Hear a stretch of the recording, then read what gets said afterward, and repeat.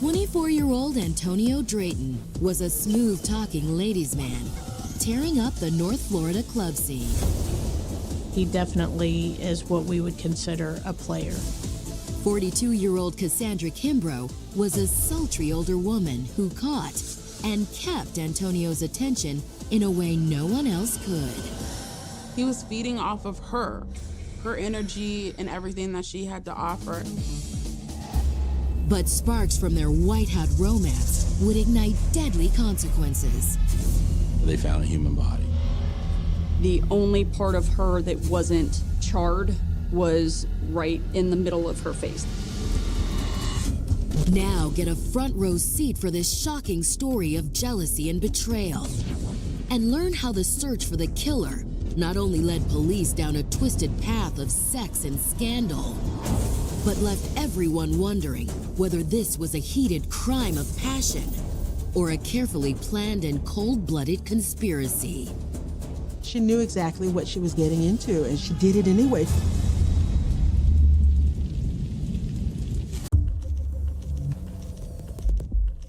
Gainesville, Florida. It was the early morning hours of December 30th, 2010.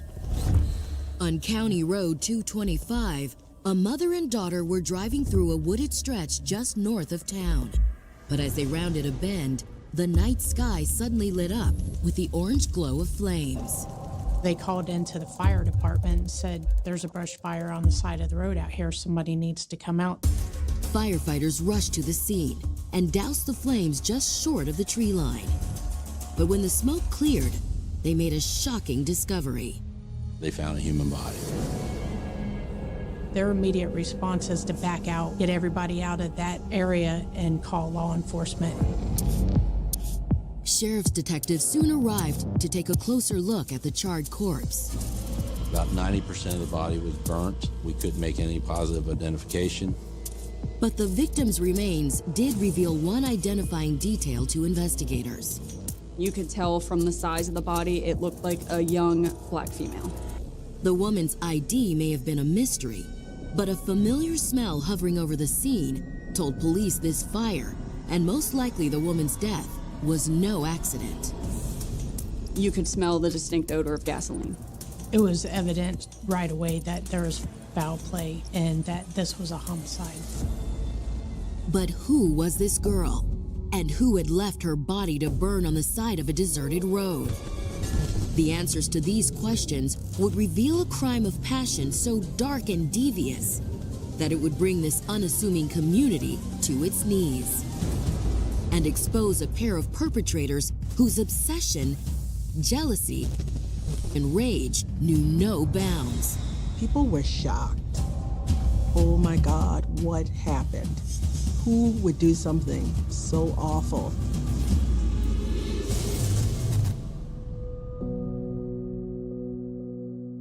Gainesville, Florida. Nestled in the north-central part of the state, Gainesville is home to the University of Florida. Gainesville was also home to 22-year-old Antonio Drayton. Born in 1986, Antonio Drayton's childhood was turbulent. His early years were a revolving door of foster care and orphanage facilities. And Antonio grew up yearning for the unconditional affection and stability that a childhood without parents had denied him. But despite a rough start in life, Antonio always made the best of things. He had a good spirit though, you know what I'm saying? He was a loving, caring person. Once he became a teenager, Antonio lucked into a foster family that struck the right balance of discipline and love, along with a healthy dose of the Holy Spirit. Church is all we knew. Growing up in the church, going to church 24/7. A stable church-going foster home helped Antonio do well in school and become a loyal contributing member of the household. He was a loving, caring brother, and what I asked him to do, he'll do it. I mean, he always kept a good head on the shoulders, you know what I'm saying? But as Antonio grew closer to manhood, school, friends, and family ties became no match for his powerful teenage libido. He had a lot of charisma. I think he attracted a lot of women. Growing up, the only trouble he got into was with trouble with females. To his foster family's dismay, Higher education and church activity took a back seat to chasing women. By the time he left high school and moved out of his foster home, Antonio had established a reputation as a player. He became a fixture of the local club scene, where he could be found most nights working his charms on any number of attractive and spellbound young women. He was a party guy. He liked to have fun. He had a reputation of a ladies' man. He was somebody who took center stage. He loved all women, and they loved him back, and for good reason. He was smooth, suave, and charismatic. He was well liked. He was just kind of a player. But Antonio's playboy lifestyle wasn't cheap, and he supported his rousing late nights with long days working in a warehouse. And it was on the job, not the club, where Antonio finally met a woman who would not only make him pump the brakes on his womanizing ways, but change his life in a manner no one could have imagined. 42-year-old receptionist Cassandra Kimbrough. Cassandra was raised by a hardworking single mom. Pretty and popular, she started dating early. By the time she was in her 20s, she became a single mom herself. Cassandra continued dating while raising her children. Relationship followed relationship, some good, some bad, but none that lasted. She loved her kids and worked hard to support them. But as Cassandra moved past 40, she wished she'd been luckier in love and had enjoyed more stability in her personal life. It seemed that every man she became involved with was destined to leave her in the lurch. The harder she clung, the more painful the loss, especially with kids in the mix. You know, being a single mother, you can kind of get emotional. Being a single mom left Cassandra no time to daydream about Mr. Right. She was a quiet woman. She had 2 part-time jobs. She had children, and her mom helped out with daycare and watching over the kids. Prince Charming wasn't coming. All Cassandra wanted now was a man who could appreciate her for who she was and take the love she had to give. But even that seemed like a long shot. But Cassandra was still looking. And when a handsome young employee began working at the warehouse where she was a receptionist, she couldn't take her eyes off him. Cassandra was attracted to Tony for some of the same reasons younger girls were attracted to him. For Antonio, an older woman's interest was nothing new. But as they flirted in the workplace together, he began to feel that there was real chemistry between them. Cassandra's maturity impressed Antonio. She was always well-dressed and poised, and wasn't flighty and superficial like the girls at the club. And as they got to know each other, Cassandra discovered a sweet and kind side to the young player who'd caught her eye. He showed interest in her. He was a good-looking guy. He presented himself very well, and she's somebody that she wanted to be with. Cassandra surprised herself by making the first move. Antonio quickly accepted, and she was glad that he did. The younger man's assured physical attention brought Cassandra to dizzying heights of pleasure that she hadn't felt in years. I think that with her, there was a couple of things that maybe blinded her a little bit. One, maybe his looks, and 2, his youth, and possibly her personal situation as far as where she was in relationship-wise. Antonio reignited a fire in her that had been dormant for too long. As they spent more nights together, Cassandra's smoldering feelings roared into a raging blaze of passion. This young, attractive guy was giving her the time of her life in the bedroom and treating her just like he treated a girl his age. In the last few years, you know, it's become kind of cool to be a cougar. I don't know if maybe she played into that. Maybe she liked being older. Cassandra was hooked, but their fantasy love life couldn't disguise reality. Cassandra recognized that her new man was a player at heart, and it would only be a matter of time before he would move on to someone younger. To keep Antonio interested, Cassandra began doing anything she could to hold his attention. Clothing, housing, I mean, everything you name, she pretty much did it. She pretty much took care of him. She made sure he had what he needed. His apartments were in her name, stuff like that. Cassandra's desperate move worked like a charm. Antonio had never really been taken care of before, and he liked it. In return, bad boy Antonio made sure to demonstrate his appreciation in the bedroom. She supplemented him with income and financial backing, and I think that she enjoyed it because of the attention that he provided for her. But for Antonio, it was more than just money that kept him coming back. While Antonio still visited his foster home regularly, being with Cassandra felt like an oasis of calm and nurturing attention that not even his foster family or the church could provide.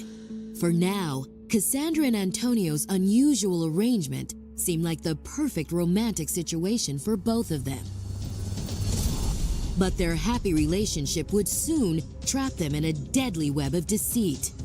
Antonio and Cassandra's love for each other would force each of them to confront their darkest personal demons. Coming up, detectives struggle to put a face and name on a body burned beyond recognition. The longer it takes to get started on the investigation, the harder it is to actually solve a case. And a quarreling couple just may lead the investigation in the right direction. They'll start arguing, police get called. Cassandra Kimbrough was a 42-year-old single working mom who had fallen for the much younger 24-year-old Antonio Drayton. It was that kind of situation where she would do anything that he asked her to do. Antonio's talent for physical intimacy took Cassandra to heights of ecstasy she'd never before scaled with any other man. She was getting a second chance at being young again. But this happy romance would soon face an unexpected challenge. In the early hours of December 30th, 2010, Alachua County detectives were called to a remote roadside where a badly charred body had been discovered in the ashes of a brush fire. Investigators established that the victim was a young African-American woman and that the fire had been set on purpose. When we first approached the body and started to document the way she was recovered, you could smell the distinct odor of gasoline. It was evident right away that there was foul play and that this was a homicide. A painstaking search of the ash-sown crime scene yielded a napkin and a fragment of a cell phone case, but nothing else. Clearly, putting a name on the victim was not going to be easy. It's a very big deal to be able to identify the person and get started as quickly as possible. The longer it takes to get started on the investigation, the harder it is to actually solve a case. You're kind of running out of time. The sands of the hourglass are kind of slipping through your fingers because you don't know where to start at that point in time. So you don't have family or relatives or friends or possible loved ones you can actually contact. Though the woman's hands were badly burned, lab techs refused to give up. A single fingerprint could get the case moving. After many hours, they finally got what they were looking for. One of her hands was not as badly charred as the other, so they were able to obtain fingerprints from one of her hands. Detectives ran the fingerprints through their database and soon hit a match.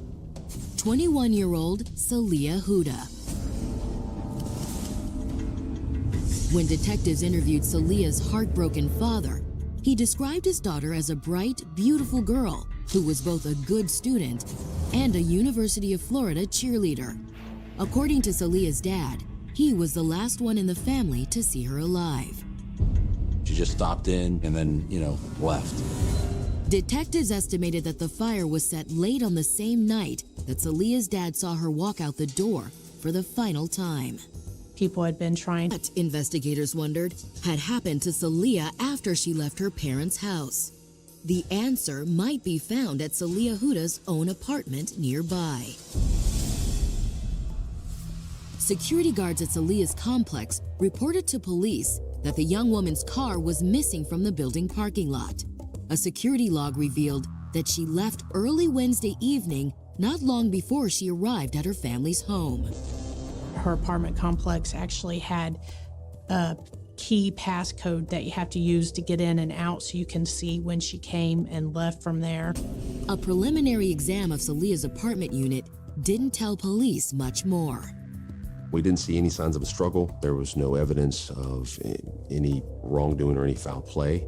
Nothing in her apartment gave us any clues that, anything happened there. We had no evidence that anything happened at her apartment after going through everything. But when investigators canvassed the complex, what they heard from neighbors proved very interesting. Residents within earshot of Salia's apartment told police that the young co-ed had a volatile relationship with a long-term boyfriend. The couple frequently argued, and from what neighbors heard through the walls, the boyfriend did all the yelling. They'll start arguing, police get called. But neighbors couldn't agree on a name for Salia's troubling ex-boyfriend. Then, county detectives received a call from a man who identified himself as Salia Huda's boyfriend, 21-year-old Mike Carter. Mike told investigators he'd spent Tuesday night and Wednesday day at Salia's apartment until Salia left to run errands. They were supposed to meet up again that evening. The plan was that she had to go do some running around. Salia had to go by her parents, and Mike had plans to then get back with Salia that evening, and that never occurred. After hours of waiting patiently to hear from Salia, Mike called her cell. But the woman who answered wasn't his girlfriend. It wasn't Salia, which he thought was really weird because, who answers other people's cell phone? I have a female picked up the phone, said, "Hello, what is this?" I said, "It's Mike." And I speak to Salia, she sleep. I was okay, can you wake up? It's important. So she, I guess she was gonna tell him. They're she said she'll call you tomorrow. I said, okay, then. I'm all right. Mike was unable to identify the woman's voice and told police he had no idea who she might be. After exhaustive questioning, it became clear to police that Salia's boyfriend was telling the truth. He called us. That's always a good faith effort if they come to us first, but you still have to verify that their story is true. And when police confronted Mike with neighbors' stories of knockdown, drag-out lovers' quarrels, Mike pleaded mistaken identity. He'd only been dating Salia for a month, he said. The man that neighbors described to police wasn't him. It was Salia Huda's previous boyfriend. Pressed for a name, Mike admitted the only thing he knew about Salia's ex was what he'd seen on her cell phone. You know his name? Only initial she had in the phone was AD. Police now had two mysteries to solve on the trail of Salia Huda's killer. Who was the woman who answered her phone on the night she was killed? And who was AD? But the trail heated up, seemingly on its own. At Salia's apartment, a young man asked to speak to a detective in charge. He identified himself as Salia's boyfriend, told investigators that he'd heard about the disappearance, and offered to assist police in their search. An unidentified male walked up and introduced himself and said that he was the boyfriend of Salia Huda, and he asked if he could help in any way. His name? Antonio Drayton. Coming up, dark details of a dysfunctional romance lead investigators down a twisted path. There was a relationship where there were, many domestic violence issues. Where a couple's secrets hold the answers to a deadly mystery. Because it's very easy to remember the truth. It's very difficult to remember a lie.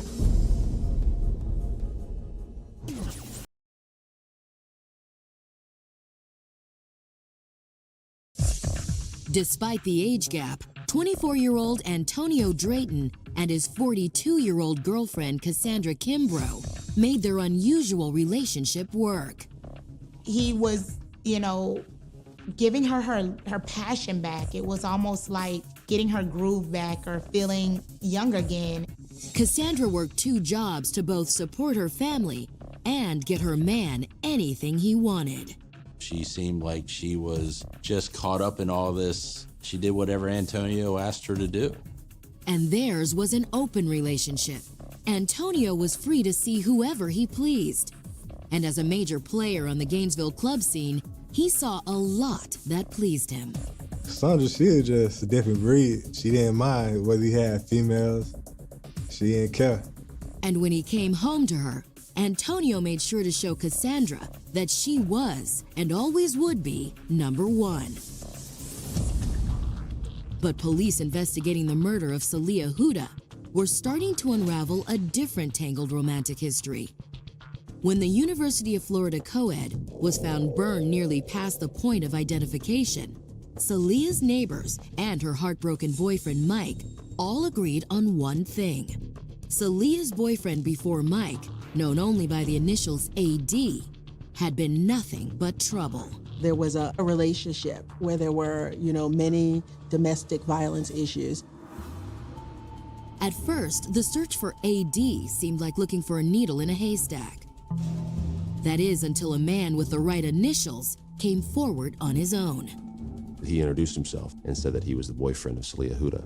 He appeared to be very honest, very open, and clearly he was concerned about Celia's whereabouts from his demeanor, and he asked if he could help in any way.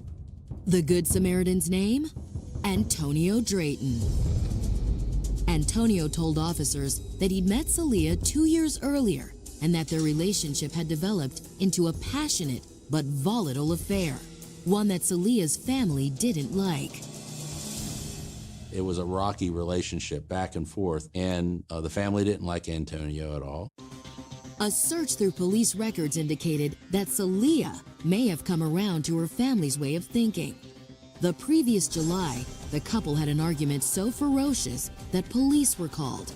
But once she cooled off, Celia refused to press charges. The case just never went forward because really Celia didn't want it to go forward and just dropped the case. According to her girlfriends, even though Celia declared the romance with Antonio over from that point on, their supposed breakup included regular hookups followed by inevitable jealous arguments. He would kind of blow her off, and then that night here he'd come calling, well, where are you at? Where are you going? I want to see you. Celia's friends told police that just 4 days before Celia's disappearance, a ladies' room confrontation with Antonio's newest conquest, Angela, sent Celia out the door and into her car. They had some words. Something happened down at the club one night. There's always some jealousy that can come up. When detectives sat down with Antonio, he told them that at first Celia ignored his calls and his attempts to make up. But by Wednesday, the night Celia was killed, she seemed to have changed her mind. I get a text message from Leah. Leah says, where are you? She says, where are you? I said, I'm home. And she was like, how long are you going to be? But Celia never showed up. Antonio told police that instead of the two hooking up, he spent the evening with his steady girlfriend Cassandra, watching movies at home and occasionally texting Celia. But he never got an answer.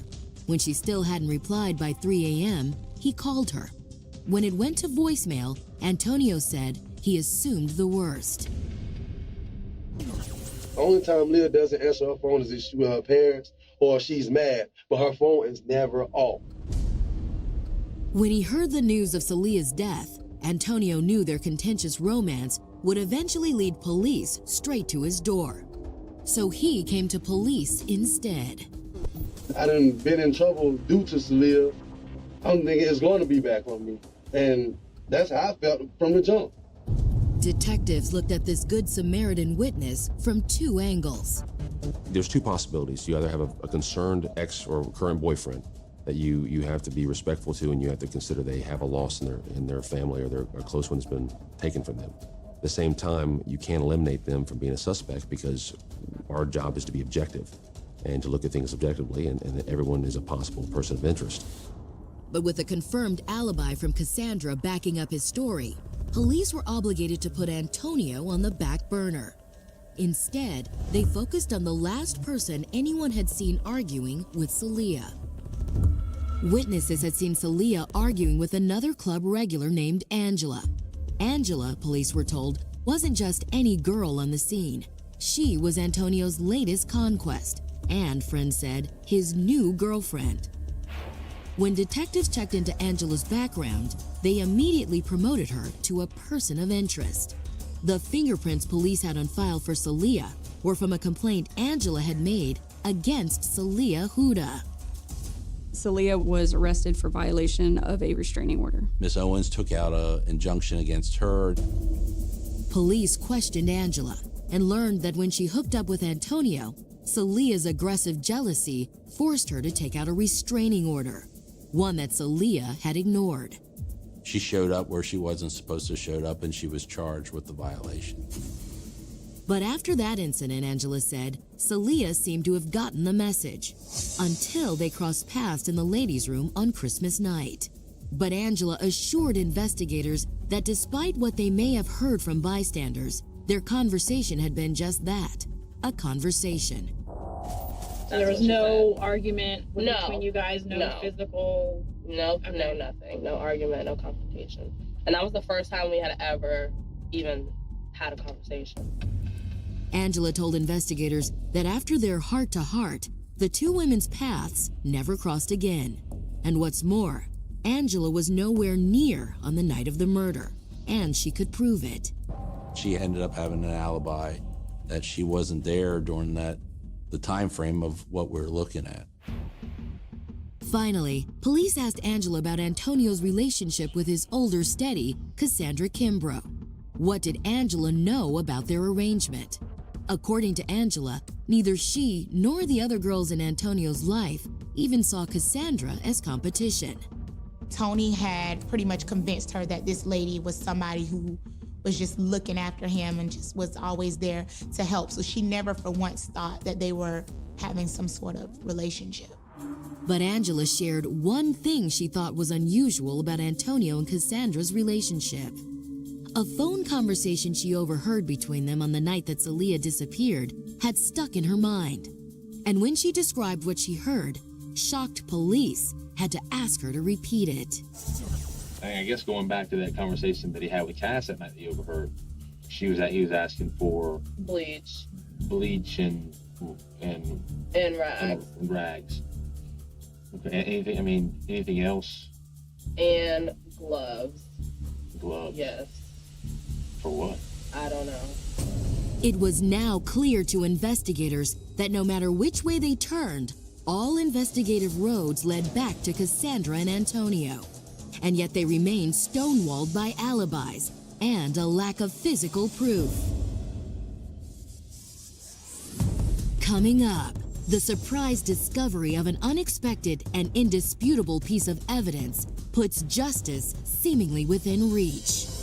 As soon as we opened the door, you could smell an overpowering odor of gasoline. It kind of all snapped into place for us at one time.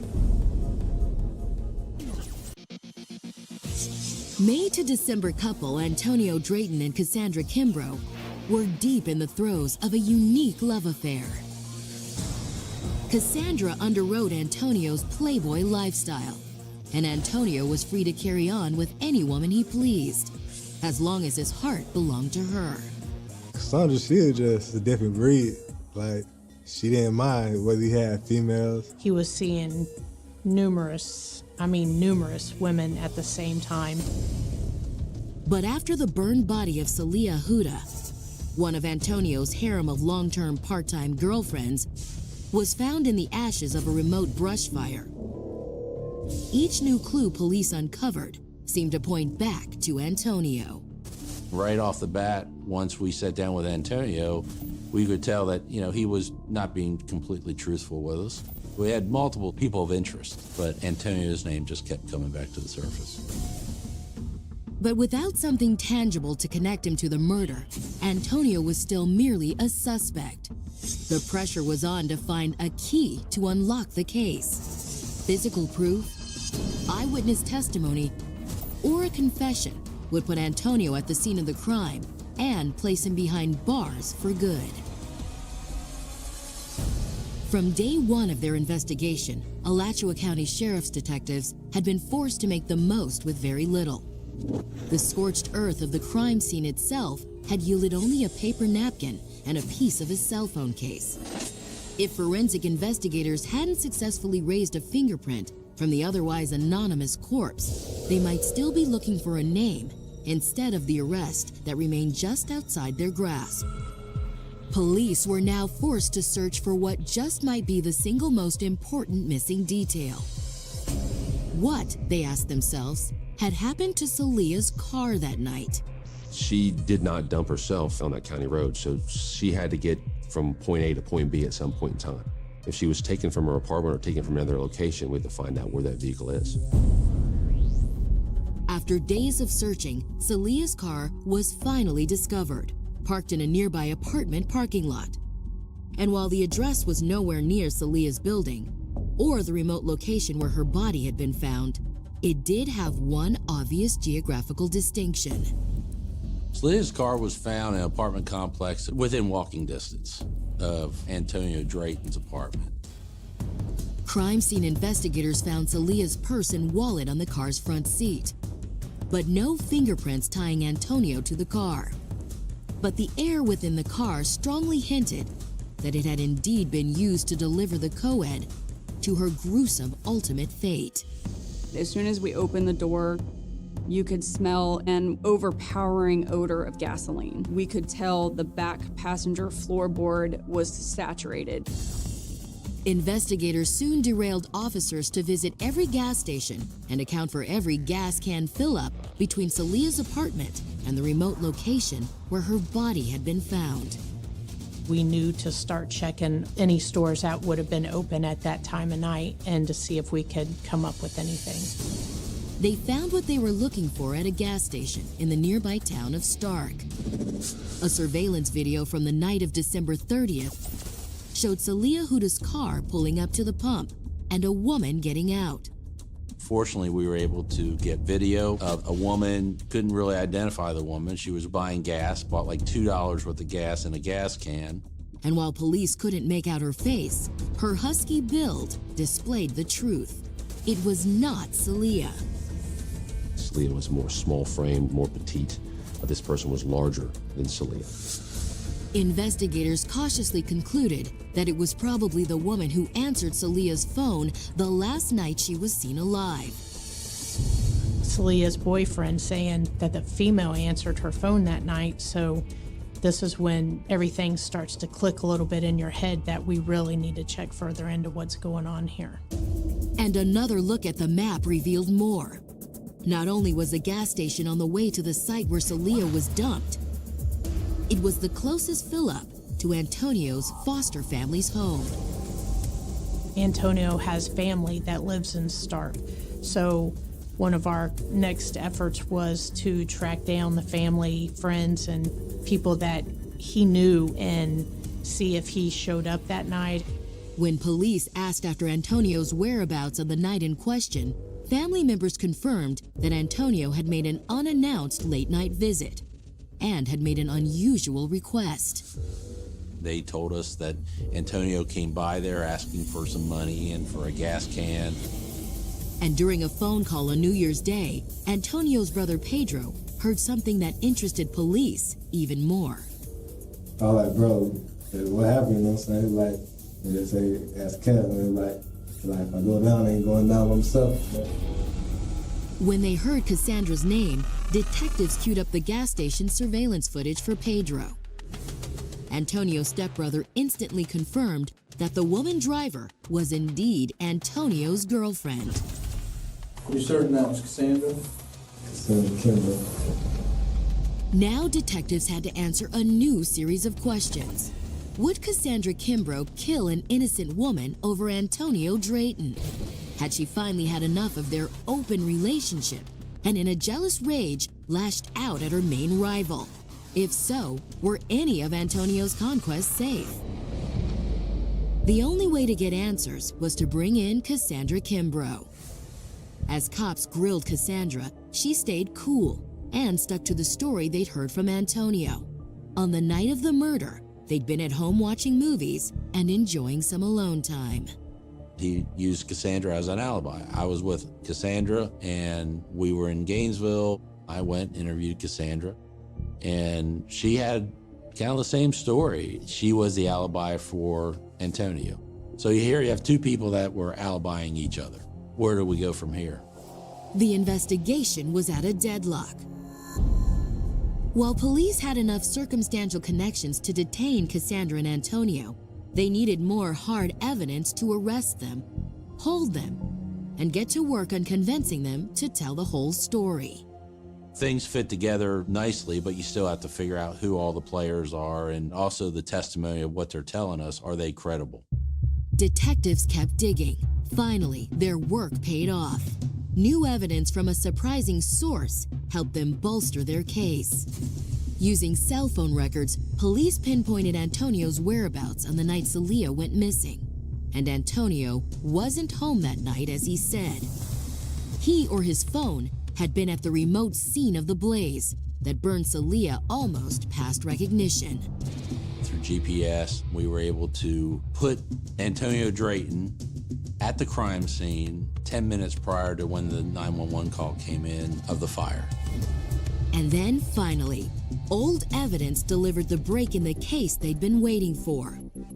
Only 2 items had been recovered from the blackened body dump site: a cell phone case fragment and a paper napkin. While none of Celia's friends or family had recognized the cell phone case, a late-breaking report from the state crime lab ID'd DNA from the napkin.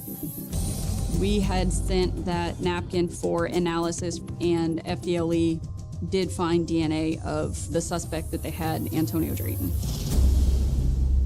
The Alachua County Sheriff's Department now had the proof they needed to arrest Antonio, charge him in Celia Huda's murder, and hold Cassandra Kimbrough as an accessory. Police hoped that with both killers off the street and separated from each other, they would be able to obtain full confessions and a conviction that would keep them both behind bars for as long as possible. But would love prove stronger than the law? Coming up, will putting Antonio and Cassandra in the hot seat finally give investigators the proof they need? All the pieces of the puzzle were together by this point. And just how far are 2 lovers willing to go before turning on each other? She knew exactly what she was getting into, and she did it anyway. In the final days of 2010, University of Florida cheerleader Celia Huda had turned up dead and burnt nearly beyond recognition in a remote wooded area north of Gainesville. Now, after nearly a month-long exhaustive investigation, police finally had enough evidence to arrest her ex-boyfriend Antonio Drayton and Cassandra Kimbrough for Celia's murder. We already had all the cell phone records. We had the video from the store. We had the family telling us, that he had showed up. From the beginning, Antonio claimed that he and Cassandra had spent the night of the murder together. But confronted with DNA proof, his sugar mama became his scapegoat. Once we showed him that we have physical evidence that his DNA was at the scene, then he started changing his story. He blamed Cassandra. Antonio said he told Cassandra to personally collect a $150 debt Celia owed him. But according to Antonio, Cassandra had taken her boy toy's anger to the next level. And she came in and she told me they fought. And she said she told her the belt. Antonio told police that even though he had nothing to do with the murder, he went the distance for Cassandra. So she poured the gas and she lit the... She lit the body, yeah. She lit the body up. He was the accomplice of just helping getting rid of the body. It was all Cassandra. He was just helping out, and he just witnessed. But detectives weren't buying what Antonio Drayton was selling. We knew that he was just grasping at straws, trying to figure out something to help get himself out of it. Police went to work on Cassandra, and it didn't take long for Antonio's longtime lover to become his accuser. But you can't implicate me in it. I didn't do it. According to Cassandra, Celia had gone to Antonio's apartment to tell the local Casanova that they were through. Police believe that jealous Antonio simply couldn't take it. As Antonio's hands tightened around her throat, Celia's pleading eyes made him feel like she was his again. He strangled her. He pretty much compressed her neck until it snapped. He panicked. He called Cassandra to come over and help. And then from that point, they drove around for a while trying to figure out what to do. Together, they hatched a plan to douse the body in gasoline and burn it beyond recognition on a remote roadside. Even though Antonio Drayton and Cassandra Kimbrough had crossed the line together, police and prosecutors were prepared to see them pay the price separately.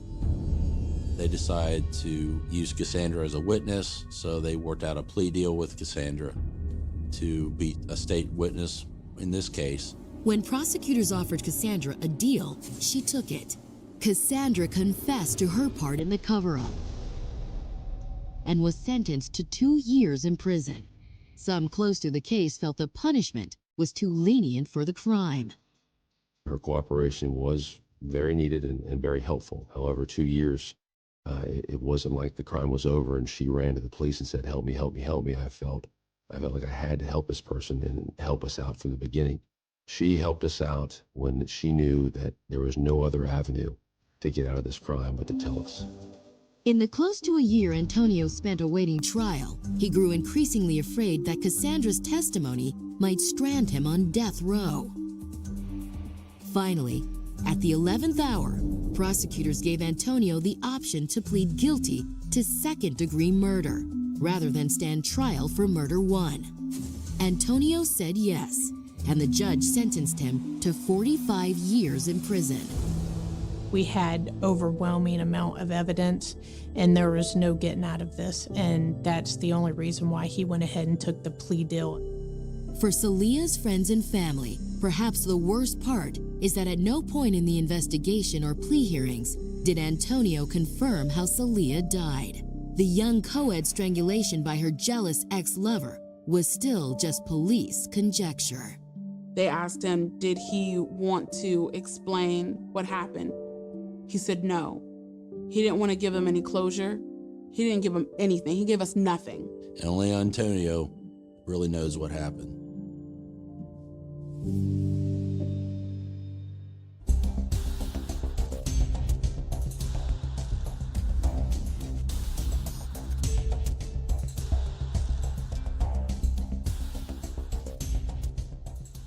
There are crimes that remain in the public memory because of the brutality of what happened.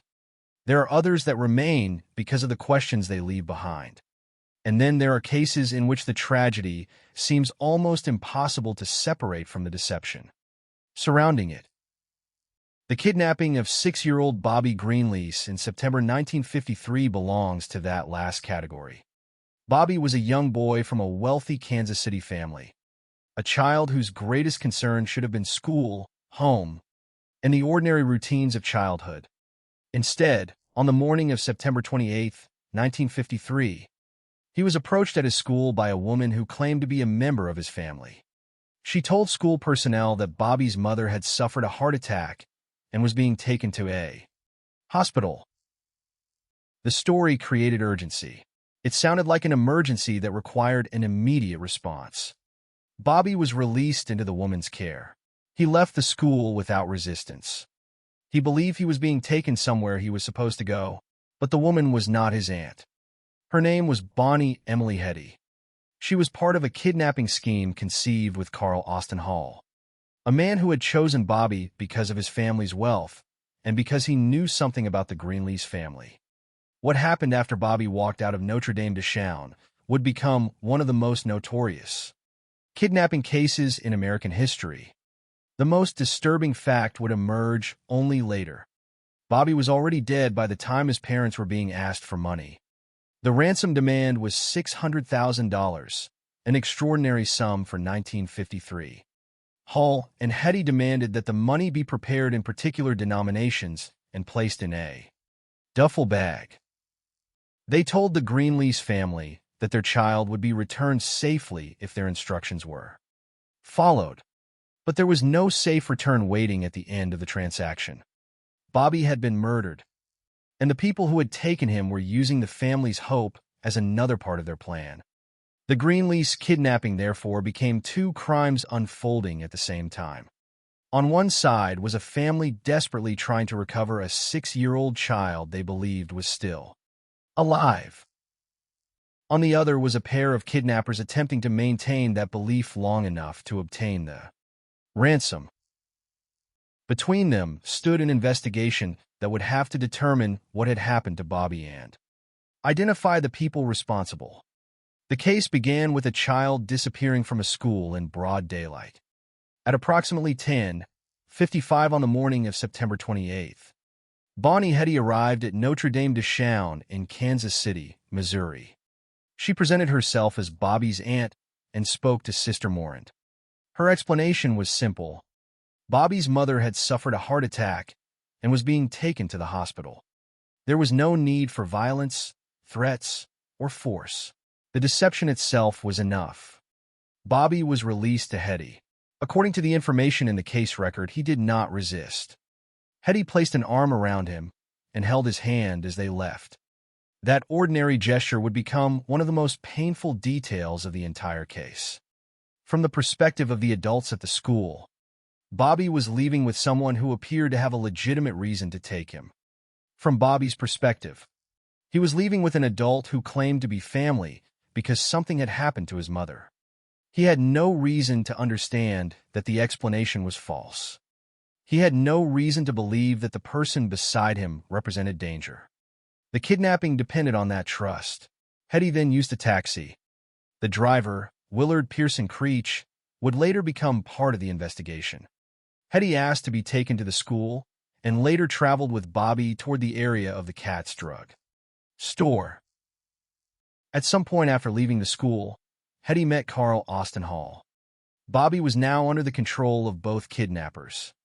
The case had moved from deception into something far more terrible. Hall had not chosen the Greenlease family at random. The family lived in Mission Hills, Kansas, an affluent community, and Bobby's father, Robert Cosgrove Greenlease Sr., was a successful Cadillac businessman in the Kansas City area. Hall knew the family had money. He had also attended the same military school as Bobby's older brother, giving him a connection that made the family more than an abstract target on a list. Hall had experienced financial decline after once living relatively comfortably and receiving an inheritance. He had spent that money and later became involved in criminal activity. He had a history involving robberies of taxi drivers and had served time at Missouri State Penitentiary. During his imprisonment, the idea of kidnapping for ransom developed into a plan. By around May 1953, Hall had become associated with Bonnie Hetty, who lived in St. Joseph, Missouri. Hetty became an important part of the scheme because Hall needed someone capable of approaching a child without immediately creating suspicion. That role placed her directly at the center of the kidnapping. Once Bobby was taken away from the school, the plan moved quickly. Hall and Hetty transported him toward an isolated area in Kansas. The boy remained unaware of the danger surrounding him. According to the FBI account, Hall used a Smith & Wesson .38 caliber revolver to kill Bobby. The 6-year-old child who had left school believing that an adult was taking him home was dead. Hall and Hetty then transported his body back towards St. Joseph. The body was buried at Hetty's property, placed in a plastic bag, with lime used to cover the burial site. The physical reality of the crime was now hidden from the family, but the deception continued. On the evening of September 28th, around 6 o'clock, the first ransom communication was sent to the Greenlease family. The demand was $600,000. The kidnappers presented the situation as though Bobby were still alive and could be returned if the family complied. Over the next several days, more letters and telephone calls would follow. The FBI later recorded more than half a dozen ransom letters and 15 telephone calls. One communication included the Jerusalem medal Bobby had been wearing. It was a cruelly effective piece of evidence because it connected the demands directly to the missing child. For the Greenlease family, it could reinforce the belief that Bobby was still in the hands of his kidnappers and that paying the ransom might bring him home. For Hall and Hetty, it was another instrument of deception. They knew something the family did not. There was no living hostage waiting to be exchanged for the money. The ransom was being demanded for a child who could never come home. The investigation expanded rapidly. The FBI became involved, and investigators began following every available thread. The ransom letters, the telephone calls, the taxi information, the vehicles and locations connected to the suspect's physical evidence, and eventually the movement of the ransom money. Yet the investigators faced an especially difficult problem. They were not simply trying to locate a kidnapped child. They were trying to discover whether the kidnapping story itself was hiding something much worse. For the Greenlease family, the $600,000 represented a terrible price. But it also represented hope. If the money could secure Bobby's release, then it had to be obtained. The kidnappers knew that. On October 5th, after days of ransom communications, Hall collected the $600,000. He and Hetty then traveled approximately 380 miles towards St. Louis. They had achieved what the kidnapping had been designed to accomplish. The money was finally in their hands. But their success would not last. What followed was not the carefully controlled disappearance of two criminals who had planned every step. Instead, Hall and Hetty began making mistakes. The ransom had been collected, but the murder remained hidden.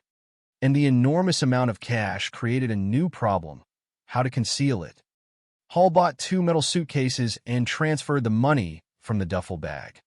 He then purchased 2 large garbage cans and a shovel, rented a vehicle, and drove toward the Merrimack River area with the intention of burying the money.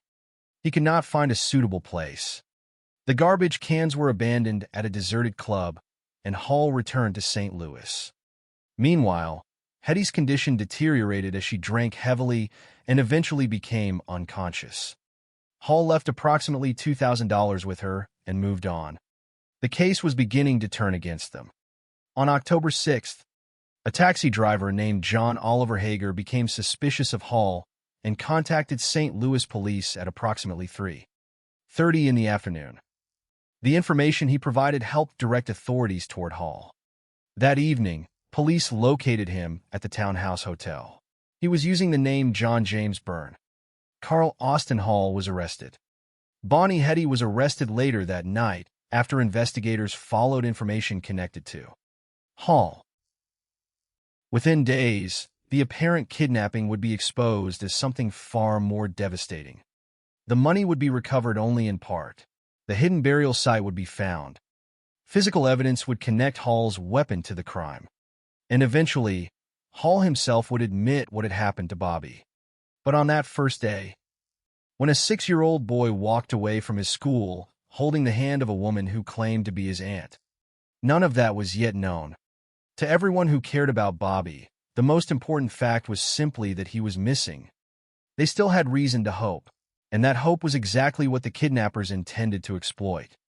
Before Bobby Greenlease became the center of a nationwide kidnapping investigation, before his name appeared in newspapers and FBI records, he was simply a 6-year-old boy growing up in a wealthy American family.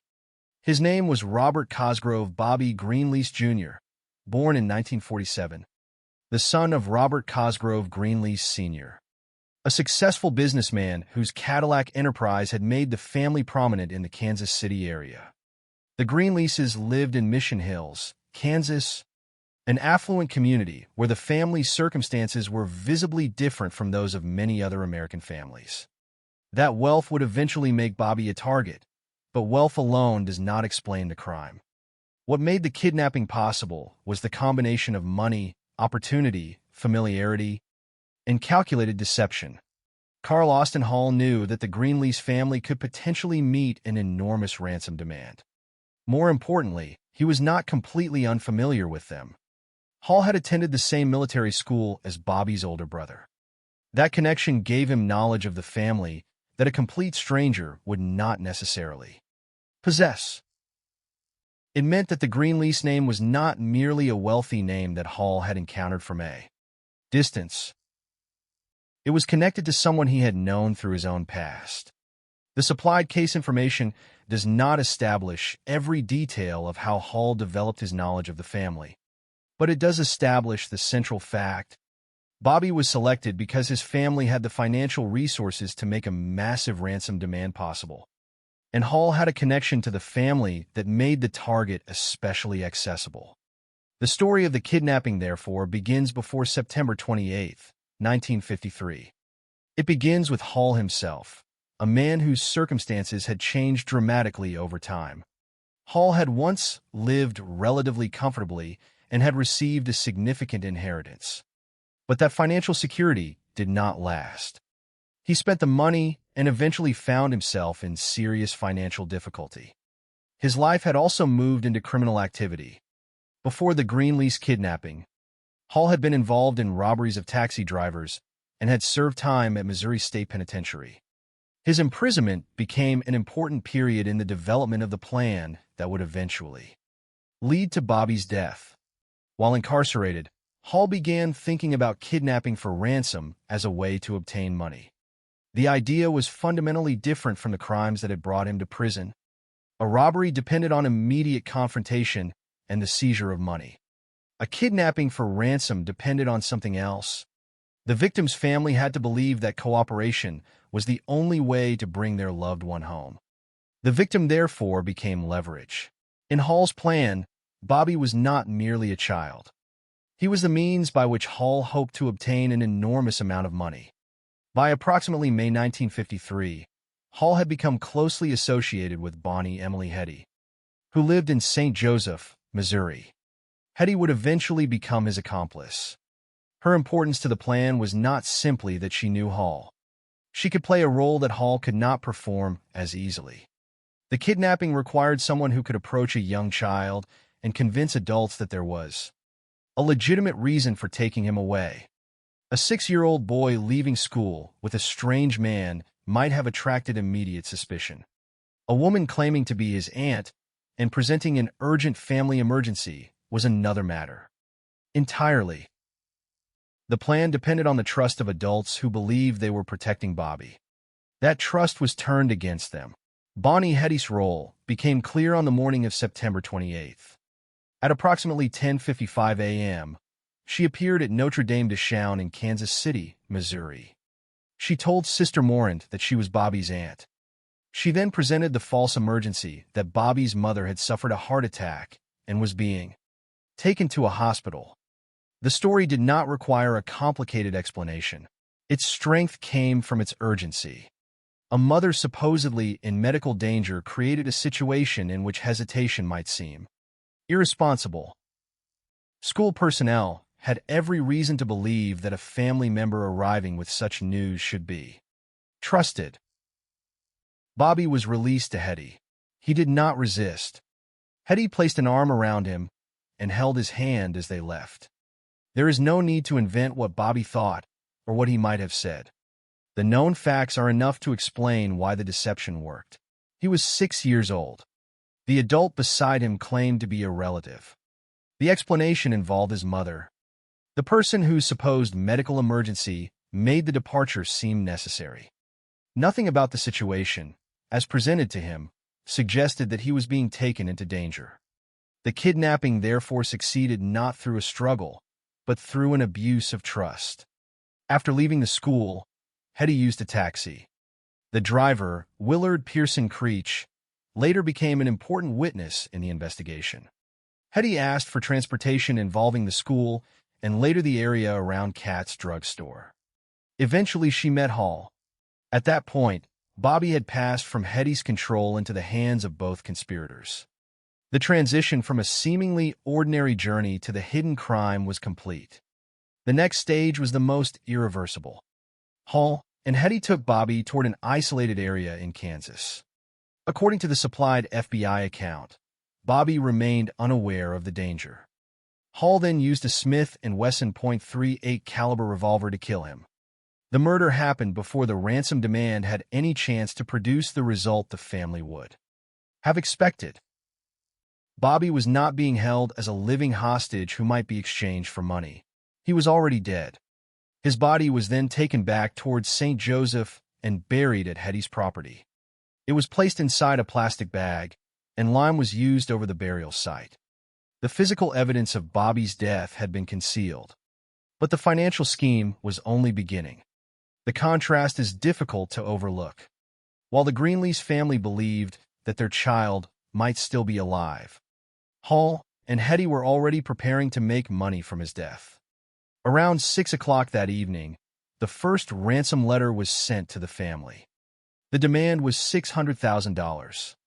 The kidnappers instructed the family to prepare the money primarily in $10 and $20 bills and place it inside a duffel bag. Their message created the appearance of a conventional ransom kidnapping, comply, and Bobby would be returned safely. But the promise was false from the beginning. Over the next several days, the deception continued through more letters and telephone calls. The FBI later recorded more than half a dozen ransom letters and 15 telephone calls. One of the communications included the Jerusalem medal Bobby had been wearing.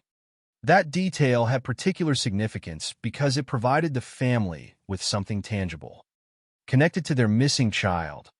The medal could reinforce the belief that the kidnappers had Bobby and that he remained alive. In reality, it was another element of the deception. The Greenlease family now faced an impossible situation. They had lost their child, but they did not yet know that he had been killed. They were being asked to produce an extraordinary amount of money under the belief that doing so might save him. Every communication from the kidnappers, therefore, carried two meanings. To the family, each message could represent a possible path toward Bobby's return. To Hall and Hetty, each message was part of an effort to maintain that belief long enough to secure the ransom. Meanwhile, investigators were beginning to assemble the pieces. The FBI became involved, and the investigation expanded beyond the family's immediate circle. Investigators examined the ransom letters and telephone calls. They followed information from taxi drivers, vehicles, locations, and other evidence associated with the kidnapping. But the central problem remained the same. Bobby's whereabouts were unknown, and the kidnappers were presenting a story in which he was still alive. The investigation, therefore, had to proceed without the most important witness, the child himself. Yet the investigators were not working in complete darkness. There were traces left behind by the people who had taken him, and those traces would eventually lead toward Hall and Hetty. For the moment, however, the Greenlease family remained trapped inside the kidnapper's story. They had been told that their son could come home. The ransom was the price they were being asked to pay. And because they did not yet know the truth, the $600,000 was not simply money. It represented the possibility, however fragile, that Bobby might still be alive. On October 5th, that possibility would lead to the largest payment of the case. Hall would collect the ransom, and the investigation would enter a new phase, one in which the enormous amount of cash would become both the reward the kidnappers wanted and one of the things that would help expose them. At approximately 10:55 in the morning on September 28, 1953, Bonnie Emily Hetty arrived at Notre Dame de Chauny in Kansas City, Missouri, carrying with her a story that would determine the fate of a 6-year-old boy. She did not arrive announcing herself as a kidnapper. She did not threaten anyone. She did not force her way into the school. Instead, she presented herself as someone who had a legitimate reason to be there. She told Sister Morand that she was Bobby Greenlease's aunt. Then she delivered the explanation that made her request seem urgent. Bobby's mother had suffered a heart attack and was being taken to a hospital. In a matter of moments, an ordinary school morning became, as far as the adults in the building understood it, a family emergency. The importance of those few minutes would become clear only later.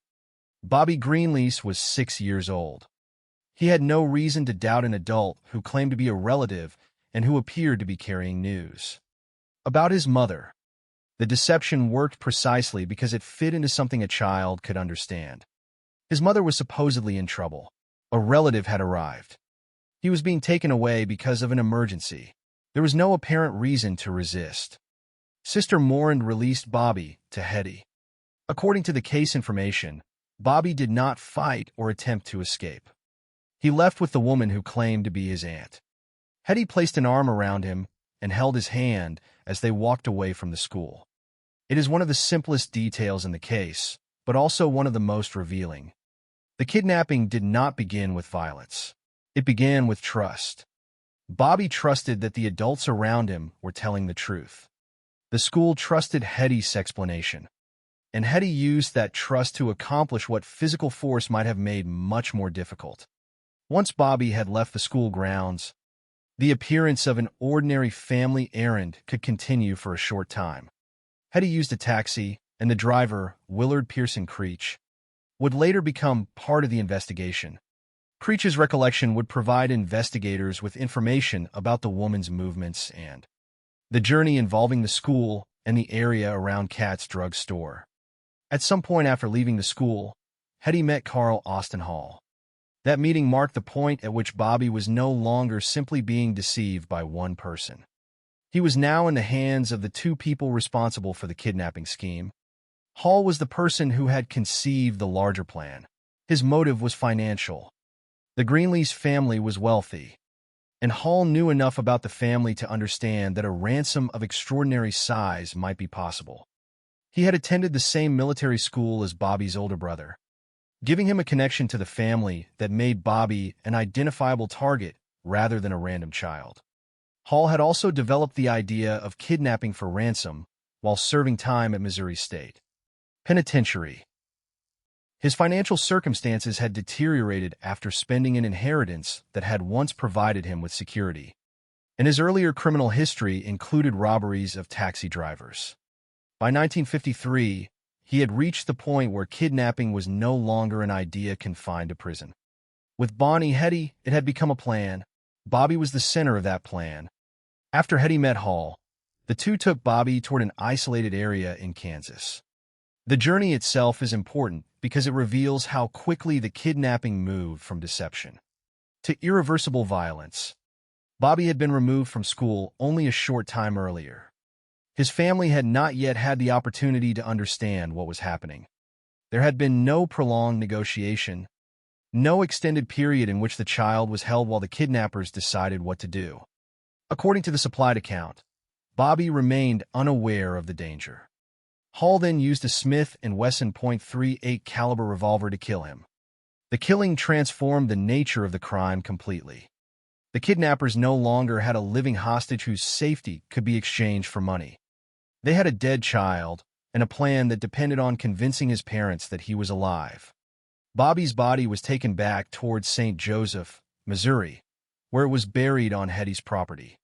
The body was placed in a plastic bag, and lime was used over the burial site.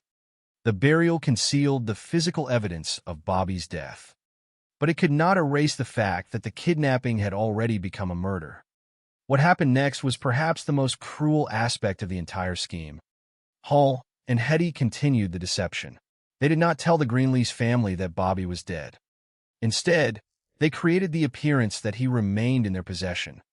The ransom demand arrived at approximately 6 o'clock that evening. It required the Greenlees family to produce $600,000. The money was to be prepared primarily in $10 and $20 bills and placed into a duffel bag. The instructions presented the familiar structure of a ransom kidnapping. Follow the rules. Surrender the money, and the child will be returned. But Bobby could not be returned. The promise was false from the moment it was made. For the Greenlees family, however, there was no way to know that. They had lost contact with their son, but they had not yet lost hope. The ransom letter became their only connection to the people claiming to hold him. The next several days would be defined by that uncertainty. More letters followed. More telephone calls followed. The FBI later recorded more than half a dozen ransom letters and 15 telephone calls. Each communication maintained the same basic deception: Bobby was alive, and cooperation could lead to his safe return. One of the communications included the Jerusalem medal Bobby had been wearing. That object was important because it was something directly associated with the missing child. It could reassure the family that the kidnappers truly had Bobby. But the same evidence that gave the family reason to hope also demonstrated how deliberately Hall and Hetty were maintaining the illusion. The medal did not prove that Bobby was alive. It proved only that something belonging to him had been in the kidnapper's possession. The investigation was expanding at the same time. The FBI became involved, and investigators began examining every available part of the case. The ransom letters had to be studied. The telephone calls had to be traced through whatever information was available. Taxi drivers and their recollections became relevant. Vehicles and locations connected to the kidnappers had to be identified. Physical evidence would eventually become crucial, and the money itself would later become one of the most important investigative threads. But on September 28th, the investigation was still at its beginning. The immediate problem was to understand who had taken Bobby and where he had been taken. The fact that the kidnappers were pretending he was alive made the investigation more complicated. Every ransom communication suggested that there was still a chance to recover him. The family had to operate under that assumption. Investigators had to pursue that possibility while gathering evidence that might reveal the truth. The contrast between the family's understanding and the reality of the crime could not have been greater. The Greenleases were being asked to prepare $600,000 because they believed their son was being held somewhere. Hall and Hetty knew that the boy was buried in St. Joseph. They had already crossed the line from kidnapping into murder, but they continued to use the language and structure of a kidnapping because the ransom depended on it. The $600,000 was not merely the price of a child's freedom. It was the mechanism through which the perpetrators hoped to profit from a child who could no longer be saved. In the days that followed, the family prepared to do what the kidnappers demanded. The ransom was enormous, but the family had the resources to meet it. The money was assembled and prepared according to the instructions. The kidnappers had succeeded in creating the situation they wanted, a frightened family willing to surrender an extraordinary fortune in the belief that their child might come home. On October 5th, Carl Hall would finally collect the $600,000. That moment would appear, from the kidnappers' perspective, to be the successful conclusion of their plan, but it would also mark the beginning of their collapse. The enormous sum of money would prove difficult to hide, difficult to control, and difficult to spend without attracting attention. Hall and Hetty had managed to remove Bobby from school through deception. They had managed to conceal his body. They had managed to convince the family that he was alive. But once the ransom was in their hands, the weaknesses in their plan would begin to surface. The disappearance of Bobby had begun with a lie told in a school. It would end with evidence, arrests, and a confession. But before investigators could uncover the grave where the 6-year-old had been hidden, the kidnappers first had to make their way through the aftermath of the ransom payment. And that was where the careful illusion they had created began to fall apart. By the time the first ransom letter reached the Greenlease family on September 28, 1953, the most important fact in the entire case was already being hidden from them. 6-year-old Bobby Greenlease was dead. His parents did not know it. The investigators who were beginning to work on the kidnapping did not yet know it. And the wider public, which would soon become absorbed by the disappearance of the child, had no idea that the search for a living boy had already become an investigation into a murder.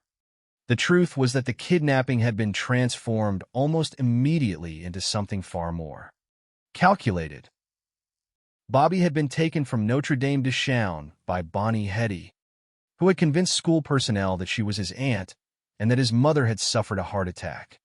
He had then been taken to Carl Austin Hall. The two perpetrators transported him toward an isolated area in Kansas, where Hall killed him with a Smith & Wesson .38 caliber revolver. His body was then transported back towards St. Joseph, Missouri, and buried on Hetty's property. The body was placed in a plastic bag and covered with lime. Once the burial was completed, Hall and Hetty could have disappeared. Instead, they began the second stage of their crime. They created the illusion that Bobby was still alive. Around 6 o'clock on the evening of September 28th, the Greenlease family received the first ransom communication. The demand was $600,000. The kidnappers instructed the family to prepare the money primarily in $10 and $20 bills and place it in a duffel bag. The amount was enormous even in the context of a wealthy family. In 1953, $600,000 represented a fortune, and the demand immediately transformed Bobby's disappearance into one of the most serious kidnapping cases in the country. But the number itself was not the most important part of the message. The most important part was the promise behind it. The kidnappers represented the situation as one in which Bobby remained alive and could be returned if the family followed their instructions. That promise gave the Greenleases something to hold on to. They did not know that the promise was impossible to fulfill. Bobby was already buried. The ransom was therefore built upon a false reality. The family was not paying to rescue their son from captivity. They were paying people who had already killed him. Over the following days, Hall and Hetty continued to maintain that deception. The FBI later recorded more than half a dozen ransom letters and 15 telephone calls. Each communication became part of a growing chain of evidence, but at the time, its effect on the Greenlease family was very different. Each letter or call could appear to mean that Bobby was still somewhere, still under the control of the kidnappers, and still capable of being brought home. One of the communications included the Jerusalem medal that Bobby had been wearing. It was a small object, but its significance was enormous. It was something connected directly to the missing boy, something that could reassure his parents that the kidnappers truly had him. In reality, it was another tool of deception. The medal could not tell the family whether Bobby was alive. It could only confirm that the kidnappers had possessed something belonging to him. Yet when a family is told that a child has been taken, even the smallest physical connection can become evidence of hope. That is precisely why such objects can carry so much emotional weight in a kidnapping case. The Greenleases had no independent way of knowing what was happening to Bobby. They had to rely on the communications coming from the people who had taken him. The kidnappers controlled the information, and that gave them control over the family's expectations. The FBI investigation was developing in parallel. Investigators had to examine the letters, telephone calls, taxi information, vehicles, locations, and other available evidence. They were attempting to identify the people behind the kidnapping while the family continued to believe that the child might still be alive. The investigation therefore existed within two competing versions of the same crime. The first was the story presented by the kidnappers: a child had been taken, he was still alive, and $600,000 could secure his return. The second was the reality that would eventually be uncovered. The child had been murdered, his body had been hidden, and the ransom was being demanded after his death. The difference between those two versions is what makes the Greenlease case so disturbing. It was not simply that Bobby had been killed. It was that the killing did not end the perpetrator's exploitation of him. His death became part of the mechanism they used to obtain money. The family was forced to continue acting as though there was a possibility of rescue because that was the reality the kidnappers had created for them. Meanwhile, Hall and Hetty had to keep their story consistent enough to prevent suspicion. Every letter and telephone call carried risk. The more communications they sent, the more information they potentially exposed. Every instruction could create another investigative lead. Every meeting, vehicle, taxi journey, and movement of money could become evidence. But they continued because the ransom had not yet been collected. The goal was the money. The kidnapping itself was the method, and Bobby was the leverage. The family eventually prepared the $600,000. The ransom was to be delivered in the form requested by the kidnappers, using the denominations and duffel bag they had specified. The amount was extraordinary, but the family's wealth made it possible to assemble. The Greenleases were prepared to pay because they believed the money might save their son. From the perspective of Hall and Hetty, the plan was approaching its intended result. On October 5th, Carl Hall collected the $600,000. By that point, more than a week had passed since Bobby had been taken from school. To the family, the payment represented the possibility that the ordeal was finally approaching its end. To the kidnappers, it represented the financial reward they had planned from the beginning. But there was a devastating difference between those two perspectives. The Greenleases were paying for Bobby's return. Hall and Hetty were collecting money for a child they knew could never return. After obtaining the ransom, Hall and Hetty left Kansas City and traveled approximately 380 miles towards St. Louis. The journey marked the beginning of a new phase in the investigation. Until then, the most important question had been where Bobby was and how to recover him. Now the movement of $600,000 created another trail investigators could follow. Hall and Hetty had possession of an extraordinary amount of cash, and they had to decide what to do with it. Their actions would soon reveal how poorly prepared they were for the consequences of obtaining such a large sum. Hall purchased 2 metal suitcases and transferred the ransom money from the duffel bag into them. He then bought 2 large garbage cans and a shovel, rented a vehicle, and drove toward the Merrimack River area with the intention of burying the money. The plan failed when he could not find a suitable place. The garbage cans were abandoned at a deserted club, and Hall returned to St. Louis. The behavior was increasingly improvised. The kidnappers had planned how to obtain the money, but they had not developed an equally reliable plan for what to do once they possessed it. Their difficulty concealing the ransom would become one of the weaknesses that investigators could exploit. At the same time, Bonnie Hetty's heavy drinking added another element of disorder. She drank until she became unconscious, and Hall left approximately $2,000 with her before leaving. The people who had managed to deceive an entire school and manipulate a wealthy family were now struggling with the consequences of their own success. The ransom had become a burden as much as a reward. It needed to be hidden, it needed to be moved, and it could not be spent freely without attracting attention. By October 6th, the investigation was moving closer to Hall. A taxi driver named John Oliver Hager became suspicious and contacted St. Louis police at approximately 3:30 in the afternoon. The information he provided helped direct authorities toward Hall. That evening, police found Hall at the Townhouse Hotel. He was using the alias John James Byrne. He was arrested. Bonnie Hetty was also located and arrested later that night after investigators followed information connected to Hall. The apparent kidnapping had begun to collapse. The arrest did not immediately reveal the entire truth. Hall initially attempted to distance himself from the worst part of the crime by introducing a fictional third participant named Tom Marsh. He claimed that Bobby had been given to this non-existent man. But investigators determined that Tom Marsh did not exist, and Hall eventually admitted that the story had been fabricated. The false name could not protect him. The investigation was now narrowing toward the truth, and the truth was far worse than a ransom kidnapping. Bobby was not missing in the ordinary sense. He was dead. His body was somewhere in St. Joseph, hidden on the property connected to Bonnie Hetty. The next morning, October 7th, investigators would find it. That discovery would change everything.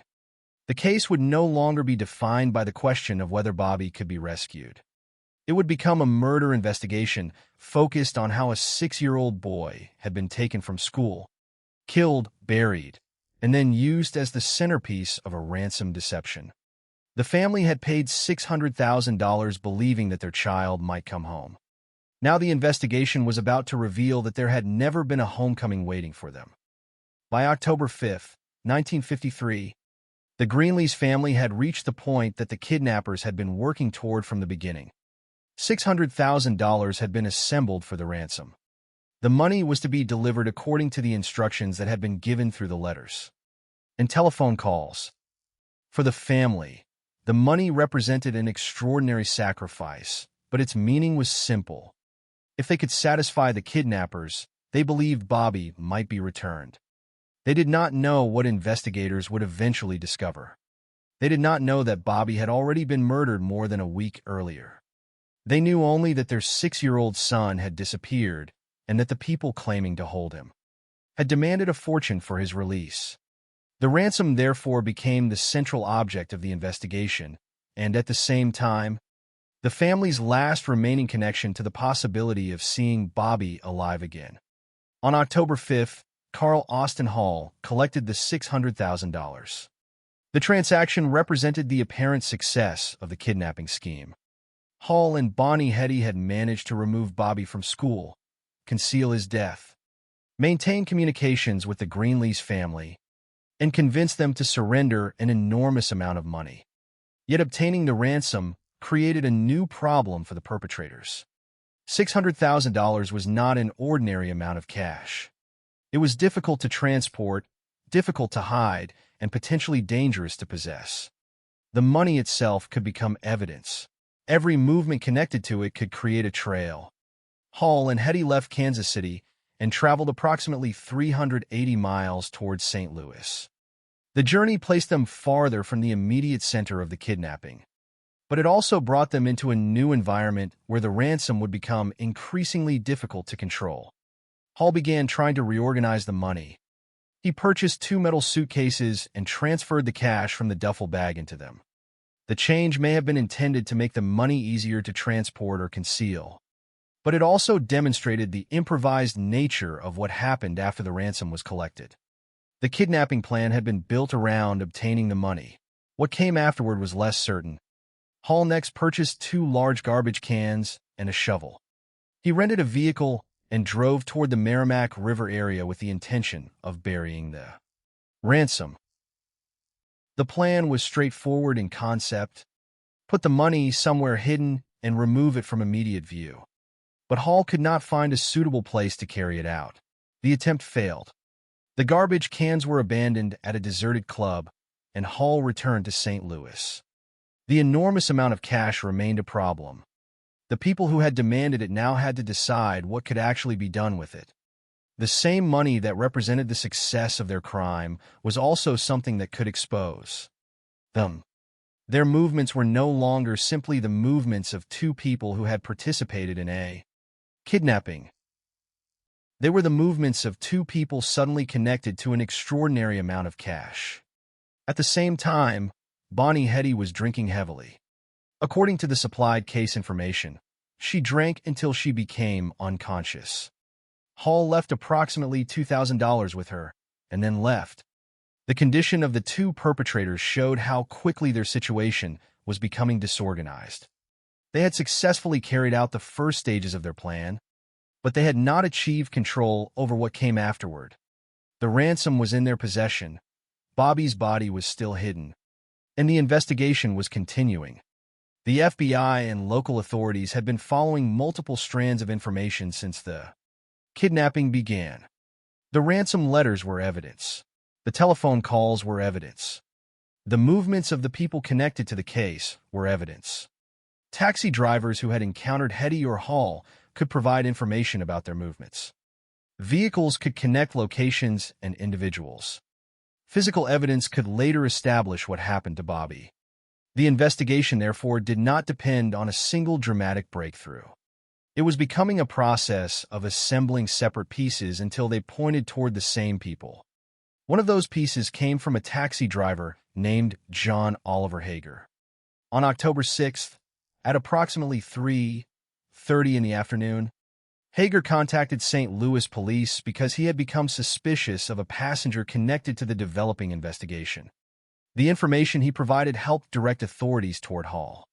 The significance of Hager's report was that it gave investigators another path toward the man who had helped orchestrate the kidnapping.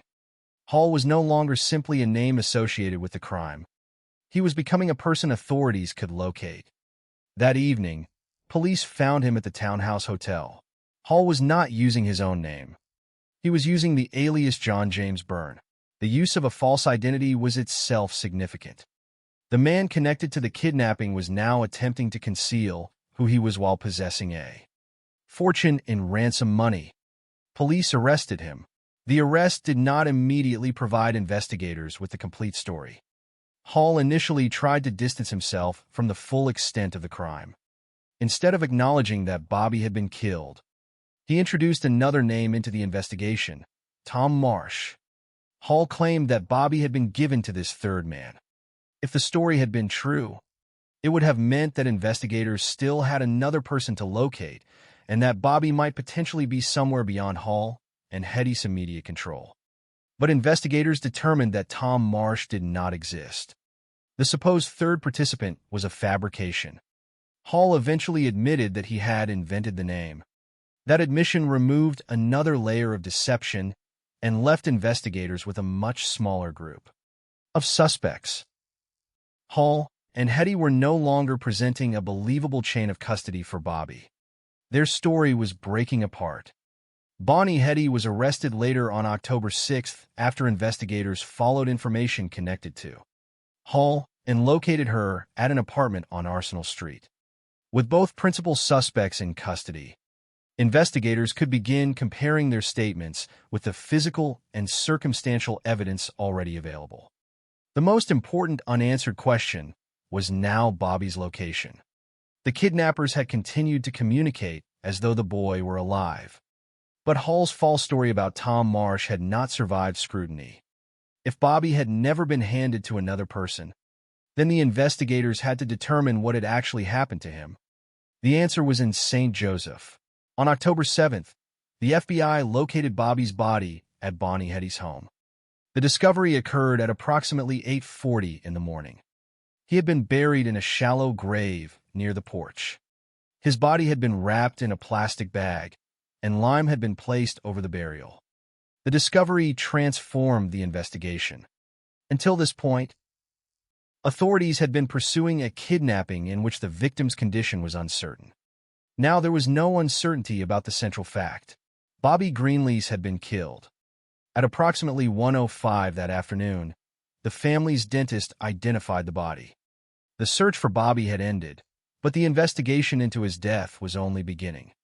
Investigators now had to establish how the murder had happened and how Hall and Hetty had concealed it while demanding money from the family. The physical evidence became increasingly important. Investigators found traces of blood inside Hetty's home. The evidence included blood on the basement floor, on the stairs, on a piece of clothing, and on a carpet. These discoveries provided physical indications that events connected to Bobby had occurred in and around the property. Investigators also recovered .38 caliber cartridge cases.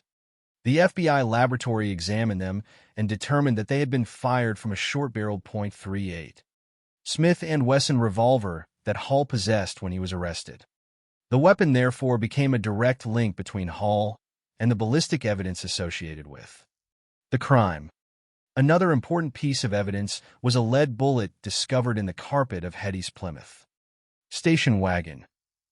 Examination determined that it had also been fired from Hall's revolver. These findings gave investigators something more substantial than contradictory stories.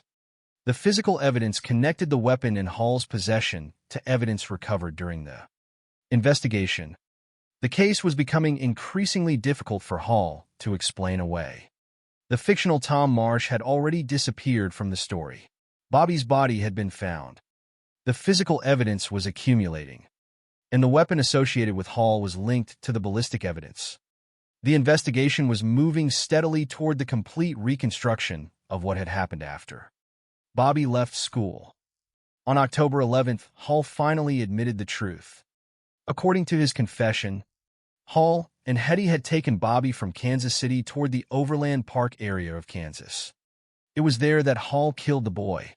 They then transported Bobby's body approximately 45 miles back to St. Joseph, where it was buried on Hetty's property.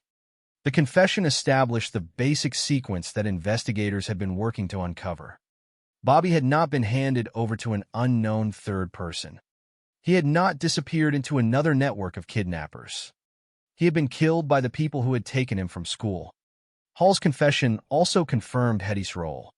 She admitted helping prepare the ransom communications and participating in the deception that allowed her to present herself as Bobby's relative. The two had worked together at different stages of the crime. Hetty had gained access to Bobby by exploiting the trust of the school. Hall had carried out the killing. Together, they had maintained the ransom deception after Bobby's death.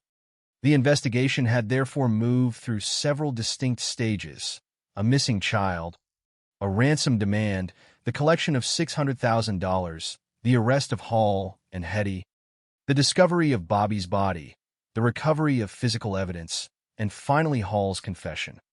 But even after those discoveries, one major question remained unanswered. The Greenlease family had paid the entire $600,000. Yet a substantial portion of the ransom was still missing. More than half of the money had not been recovered when Hall was arrested. The question of where that money had gone would create another investigation inside the larger case, one that would involve not only the perpetrators but also members of the St. Louis police force. The kidnapping had exposed the brutality of Hall and Hetty. The missing ransom would expose another layer of uncertainty. And while the identity of Bobby's killers was now clear, the full story of the $600,000 had not yet been resolved. By October 11th, 1953, the central mystery surrounding Bobby Greenlease had been answered. Carl Austin Hall had admitted that he and Bonnie Hetty had taken the 6-year-old boy from his school, transported him into Kansas, and that Hall had killed him. Bobby's body had been carried back to St. Joseph and buried on Hetty's property. Investigators had found the grave, recovered physical evidence, connected ballistic evidence to Hall's revolver, and identified Bobby's remains. The kidnapping had become a murder case, and the people responsible were in custody. Yet one major question remained. What had happened to the $600,000? The Greenlease family had surrendered the entire ransom, believing it might bring Bobby home. Hall had collected the money on October 5th, but when authorities eventually took control of the investigation, more than half of that enormous sum was missing. The disappearance of the ransom created a second mystery inside an already extraordinary case. The money had been the motive for the kidnapping, the reason Hall and Hetty had constructed their deception, and the reward they had expected to receive after Bobby was taken. Now the money itself had become evidence. Investigators needed to determine how much had been recovered, where the rest had gone, and whether anyone else had benefited from the ransom. Hall's own statements did not provide a clear answer. He maintained that when he was arrested he still possessed nearly all of the money. Yet the amount recovered was substantially lower. This discrepancy became impossible to ignore. The investigation into the missing ransom eventually extended beyond Hall and Hetty and into the conduct of 2 St. Louis police officers who had been involved in the circumstances surrounding Hall's arrest. Their names were Lieutenant Louis Ira Shoulders and Patrolman Elmer Dolan. The question was no longer only what 2 kidnappers had done with $600,000. Investigators were now examining whether some of the money had disappeared after Hall came into police custody and whether official accounts of what happened to the ransom could be trusted. The case had already demonstrated how difficult it could be to separate truth from deception. Hall and Hetty had lied about Bobby's condition. Hall had invented a non-existent accomplice named Tom Marsh. The ransom communications had created a false story about a living child. Now investigators encountered another set of conflicting accounts involving the money. The FBI determined that 2 metal suitcases believed to have contained ransom money had not been taken to the police station in the manner described by the officers. Shoulders and Dolan were subsequently prosecuted for perjury. The outcome was significant because it demonstrated that the Greenlease investigation had uncovered misconduct beyond the actions of the original kidnappers. Lieutenant Shoulders was sentenced to 3 years in prison. Patrolman Dolan received a sentence of 2 years. Their convictions added another layer to a case that had already involved kidnapping, murder, deception, an enormous ransom, and a missing fortune. Yet even with those prosecutions, the whereabouts of a substantial portion of the money remained an unresolved part of the Greenlease story. The disappearance of the ransom also changed the way the crime could be understood.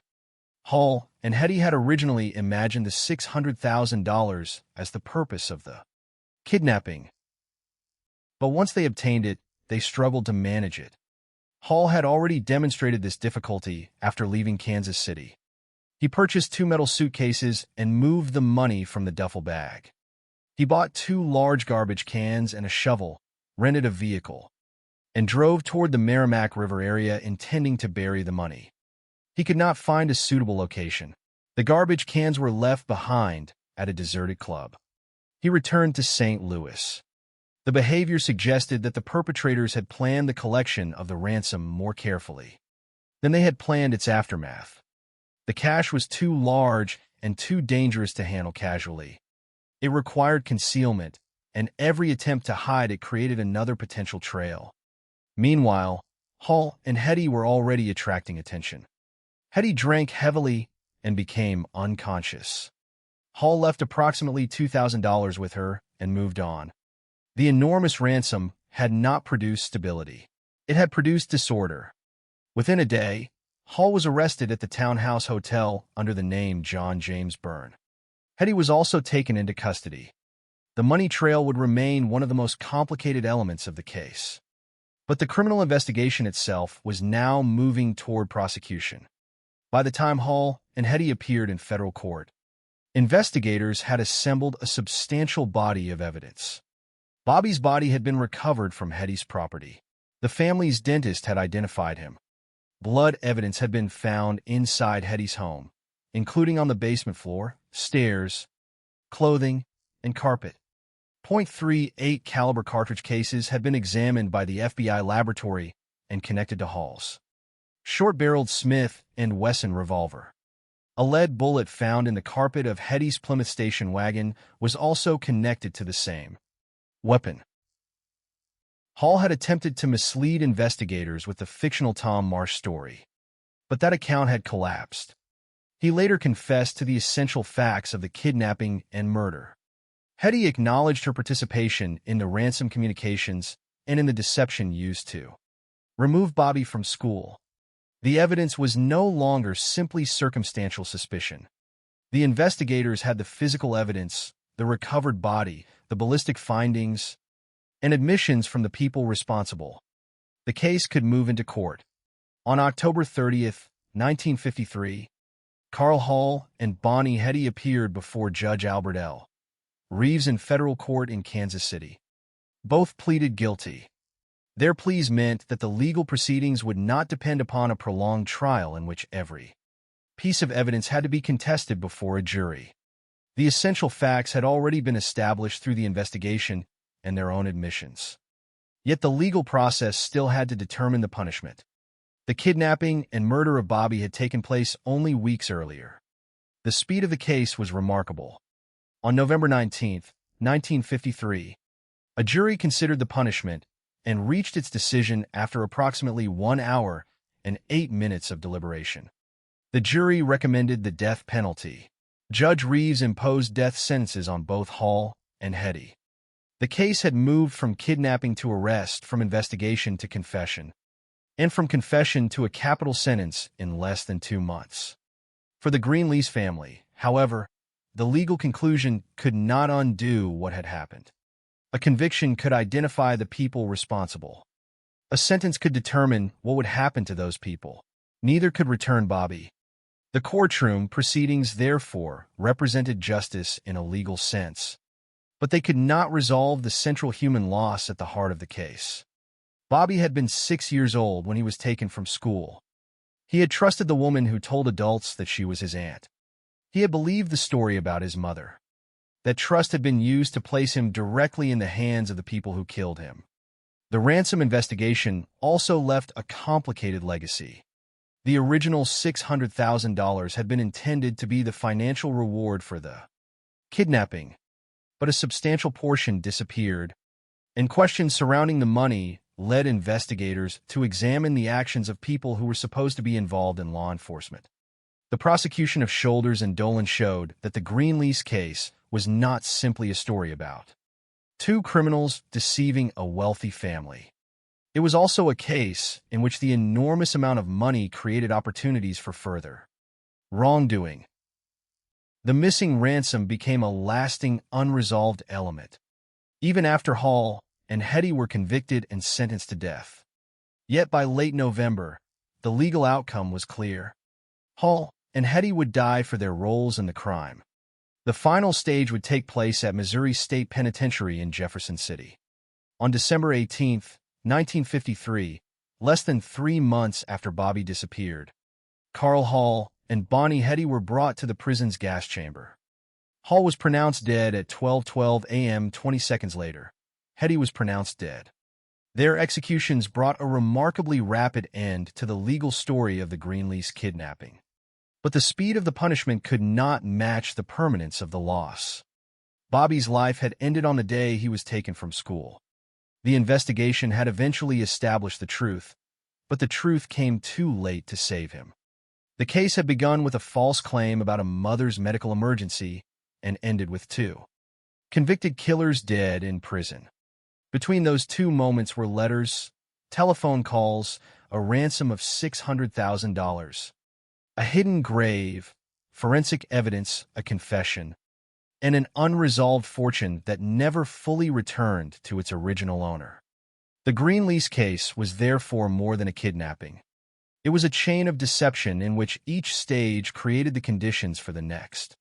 The initial lie allowed Bobby to be removed from school. The murder allowed Hall and Hetty to control the story without a living hostage to contradict them. The ransom communications kept the family hopeful. The $600,000 provided the motive for continuing the deception. The movement of the money created new evidence, and the mistakes made after the ransom was collected helped authorities close in on the perpetrators. By the time Hall and Hetty stood before the court, the illusion they had constructed had collapsed completely. Bobby was no longer a missing child whose whereabouts were unknown. He was a murdered 6-year-old whose body had been found and identified. The question of who had done it had been answered. The question of how they had done it had been answered. The question of why they had done it was also clear: money. What remained was the question of what should be remembered. The names of Hall and Hetty became permanently associated with the crime, but their notoriety was never the most important part of the story. The most important fact remained the simplest one: Bobby Greenlease was 6 years old, and he never came home. By the time Carl Austin Hall and Bonnie Hetty were sentenced to death, the investigation into Bobby Greenlease kidnapping had already exposed nearly every essential part of the crime. Investigators knew how Bobby had been removed from Notre Dame de Chaon, how Hetty had deceived the school by claiming to be his aunt, how Hall had killed him after taking him into Kansas, and how the two conspirators had buried his body at Hetty's home in St. Joseph. They knew that the Greenlease family had surrendered $600,000 under the belief that their son was still alive. They knew that Hall had been arrested in St. Louis under the false name John James Byrne and that Hetty had been arrested shortly afterward. They had recovered Bobby's body, identified him, examined blood evidence, and connected ballistic evidence to the .38 Smith & Wesson revolver Hall possessed. Yet the case still contained a disturbing, unresolved question. What had happened to the missing ransom money? The $600,000 had been the central objective of the kidnapping. Hall and Hetty had constructed the entire deception around obtaining it. But after Hall's arrest, investigators discovered that a substantial portion of the money was gone. More than half of the ransom had not been recovered. That fact meant the investigation could not simply end with the arrests of the two kidnappers.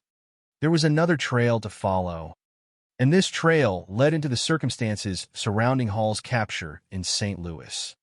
Hall maintained that he still had nearly all of the ransom when he was arrested, but the amount actually recovered was much smaller. That discrepancy immediately raised questions. If Hall's statement was accurate, where had the missing money gone? If it was not accurate, what had happened to it before his arrest? And if the money had disappeared after the arrest, who had taken possession of it?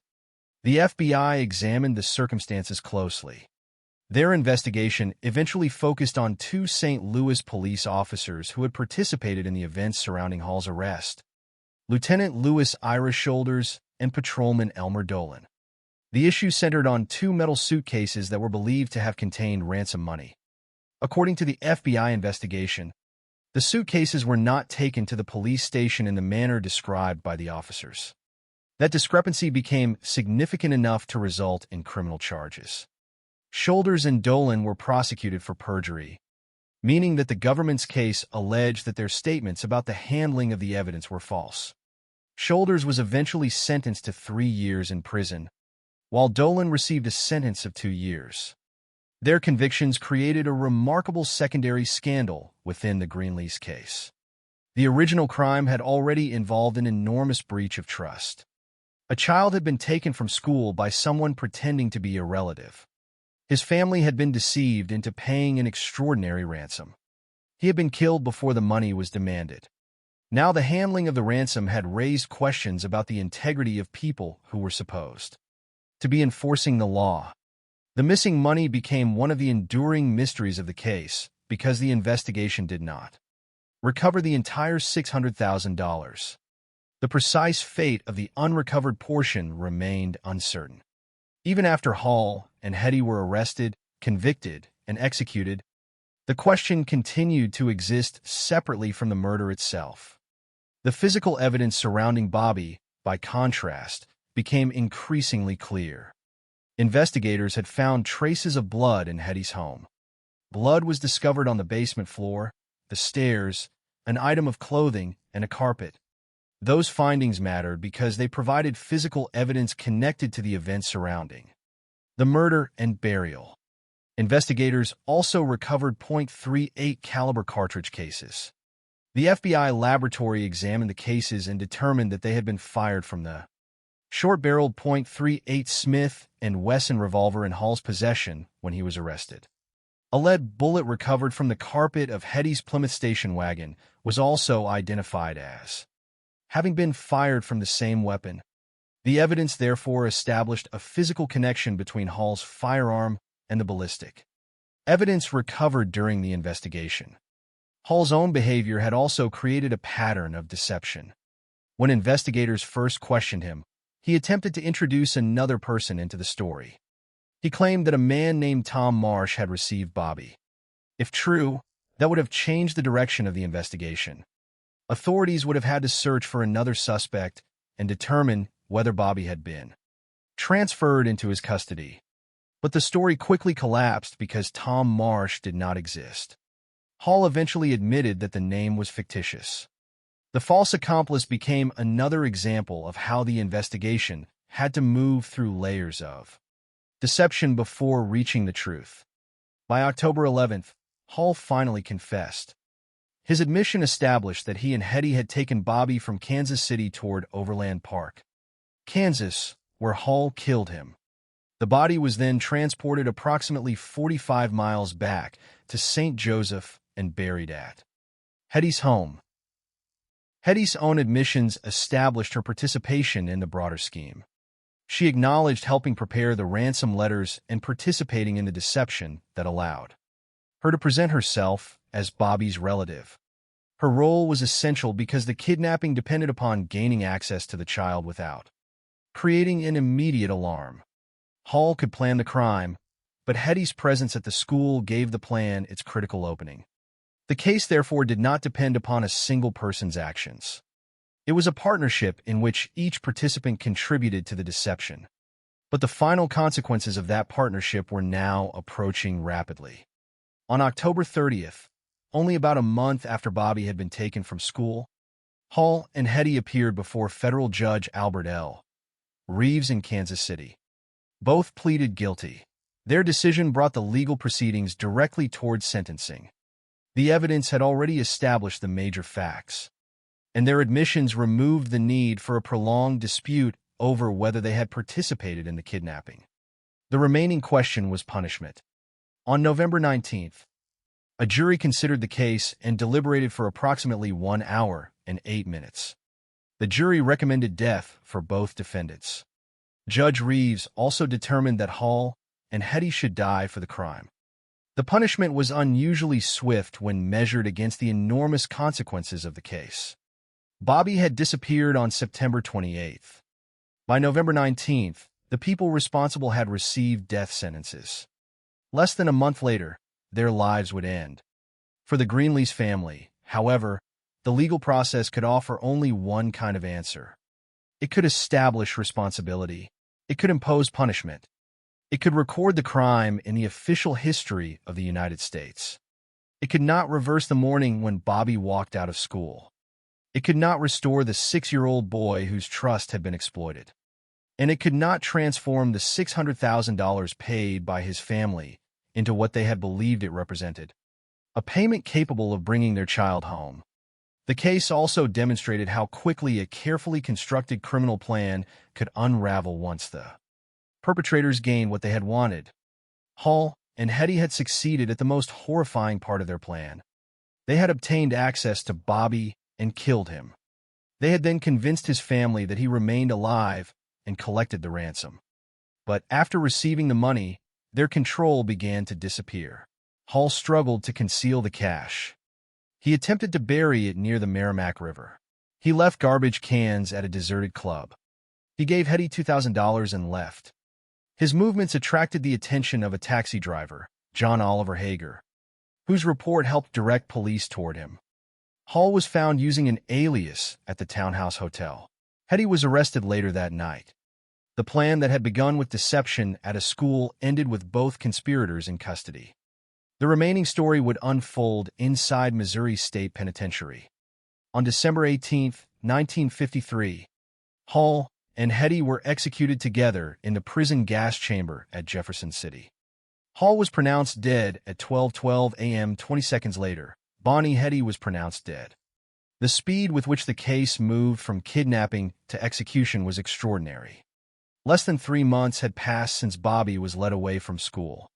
The two people responsible were dead, but the case itself did not disappear with them. The missing ransom remained an unanswered question. The prosecution of the two police officers remained part of the record, and Bobby's name remained attached to one of the most notorious kidnapping cases in American history. But beneath the ransom figures, criminal proceedings, forensic evidence, and headlines was the story of a child who had trusted an adult. Bobby did not understand the deception surrounding him.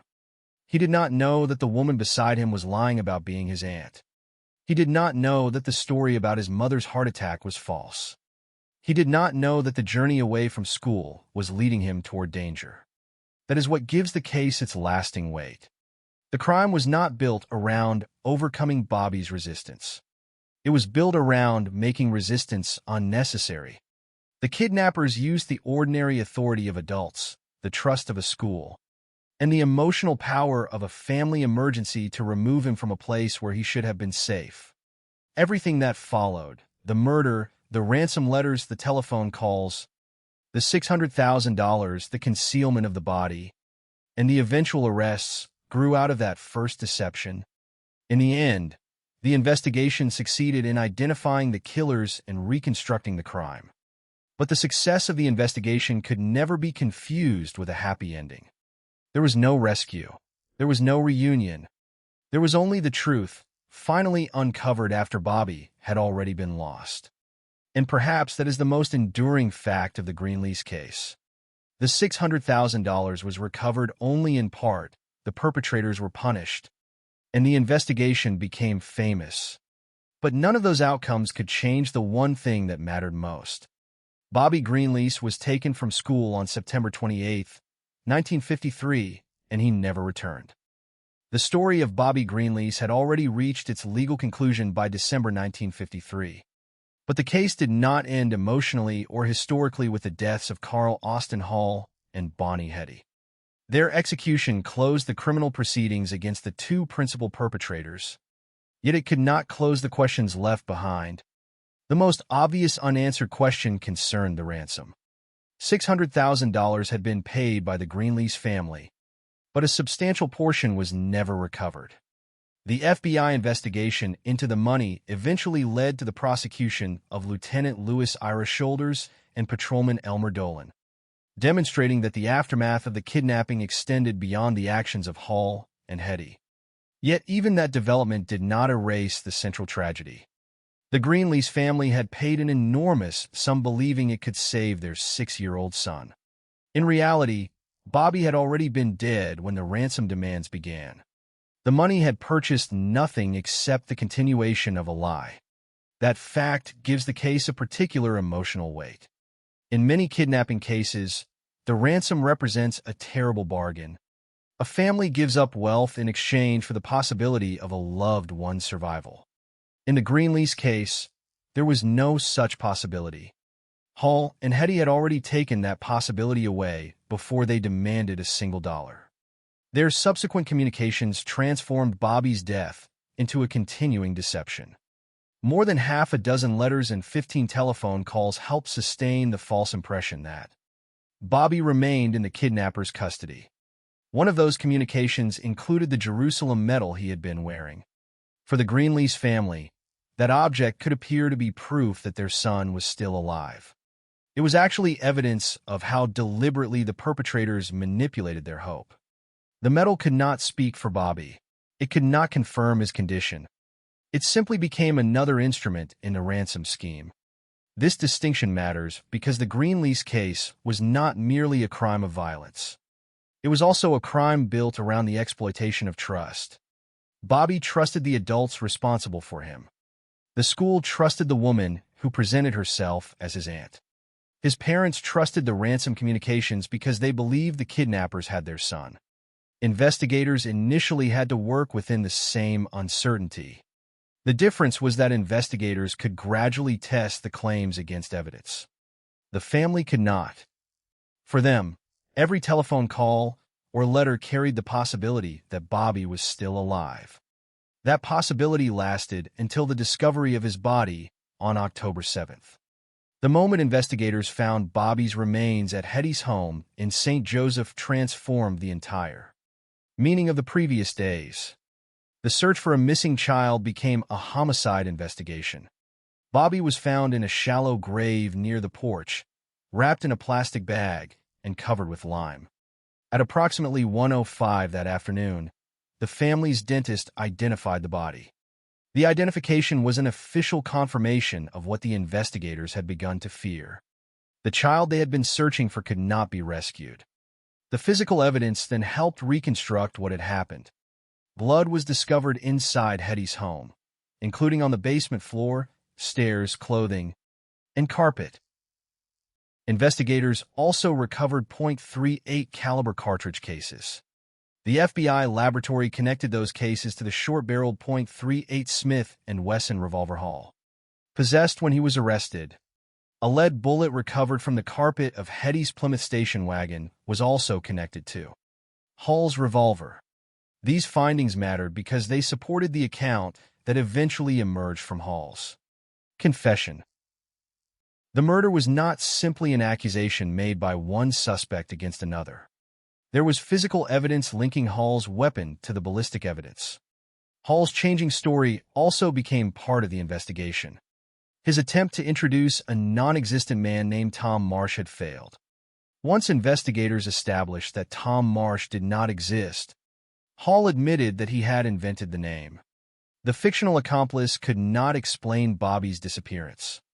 The evidence pointed back toward Hall and Hetty. On October 11th, Hall finally confessed that he and Hetty had taken Bobby toward Overland Park, Kansas, where Hall killed him. They then transported the body approximately 45 miles to St. Joseph and buried it on Hetty's property. Hetty admitted her role in preparing the ransom communications and participating in the deception at the school. The confession provided the final connection between the separate pieces of the investigation. The kidnapping, murder, burial, ransom demand, and subsequent deception were now part of one coherent account. Yet the case also raised an important question about how such a crime had been possible. The answer was not that Bobby had been forcibly dragged from school in front of witnesses. It was almost the opposite. The kidnappers exploited normal expectations about adults and family emergencies. Hetty's claim that Bobby's mother had suffered a heart attack created a reason that sounded urgent, enough to justify immediate action. Bobby was 6 years old, and the woman claiming to be his aunt offered him a familiar explanation for why he needed to leave. The deception worked because it did not initially look like a crime. This element became one of the most disturbing features of the case's legacy. Bobby's vulnerability was not based on physical weakness alone. It was based on his natural expectation that adults around him were telling the truth. The crime demonstrated how easily that expectation could be manipulated. The same principle operated at the level of the ransom. The Greenlease family was given information that appeared to be credible because it was accompanied by details associated with Bobby. The Jerusalem medal strengthened the illusion. The telephone calls strengthened it further. Each communication kept the family emotionally connected to a future in which Bobby might return. The kidnappers did not merely demand money. They controlled the family's access to information about their child. That control was one of the most powerful elements of the scheme. The case also became a significant example of how financial motive can shape criminal behavior. Hall had once enjoyed financial security through an inheritance, but had spent that wealth and eventually fallen into serious difficulty. He had already committed crimes involving taxi drivers and had served time in prison. While incarcerated, he began considering kidnapping for ransom as a means of obtaining money. The Greenlease family offered what he believed was an ideal target, a wealthy household and a connection that gave him knowledge of their circumstances. Bonnie Hetty became essential to the execution of that plan because she could approach Bobby without immediately arousing suspicion. Together, they created a scheme that depended on different forms of deception and criminal participation. But the plan also exposed their inability to control what happened after they obtained the ransom. Hall's efforts to hide the money near the Merrimack River, his purchase of metal suitcases, garbage cans, and a shovel, and his eventual failure to conceal the cash demonstrated the difficulties created by the very fortune they had demanded. The money became too large to manage easily. Hall's subsequent arrest, following information provided by taxi driver John Oliver Hager, showed how ordinary observations could become critical investigative leads. Hall was using the false identity John James Byrne when police found him at the Townhouse Hotel. Hetty was arrested later that night. Their attempt to control the story had failed. The case then moved with extraordinary speed through the courts. On October 30th, Hall and Hetty pleaded guilty before Judge Albert L. Reeves in Kansas City. On November 19th, a jury deliberated for approximately 1 hour and 8 minutes before recommending death. Judge Reeves imposed the death sentences. On December 18th, both were executed at Missouri State Penitentiary in Jefferson City. Hall was pronounced dead at 12:12 a.m., followed 20 seconds later by Hetty. Their deaths ended their ability to provide further explanations about the crime or the missing ransom. They could no longer change their stories, reveal additional information, or clarify the fate of the unrecovered money. In that sense, the execution closed some questions while leaving others permanently unresolved. The missing ransom remains one of the most striking elements of the case because it represents something different from the murder itself. The murder was ultimately reconstructed through evidence and confession. The ransom, however, left a financial gap that could not be completely explained. The prosecution of Shoulders and Dolan showed that the handling of the money itself had become part of the investigation, but it did not restore the entire $600,000. That unresolved element added another layer to an already disturbing case. Yet the legacy of Bobby Greenlease should not be reduced to the ransom. The size of the payment is historically remarkable, but Bobby was not a symbol or a financial figure. He was a 6-year-old boy. His identity should remain separate from the notoriety of the people who killed him. The most important part of the story is not the fame of Hall and Hetty, the amount of money involved, or the speed of their execution. It is the fact that a child was taken because his family was wealthy, deceived because the perpetrators understood how adults would respond to a supposed family emergency, and killed before the ransom demand was even made. The investigation eventually uncovered the truth, but truth arrived after the irreversible moment. Bobby could not testify about what happened at the school.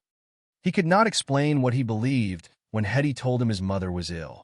He could not contradict the kidnapper's letters or telephone calls. His absence became the center of the investigation. What remained were the records, the testimony, the physical evidence, and the admissions of the people responsible. That is why the Greenlease case continues to matter as a historical crime. It demonstrates how an investigation can reconstruct the truth even when the victim is no longer alive to tell it.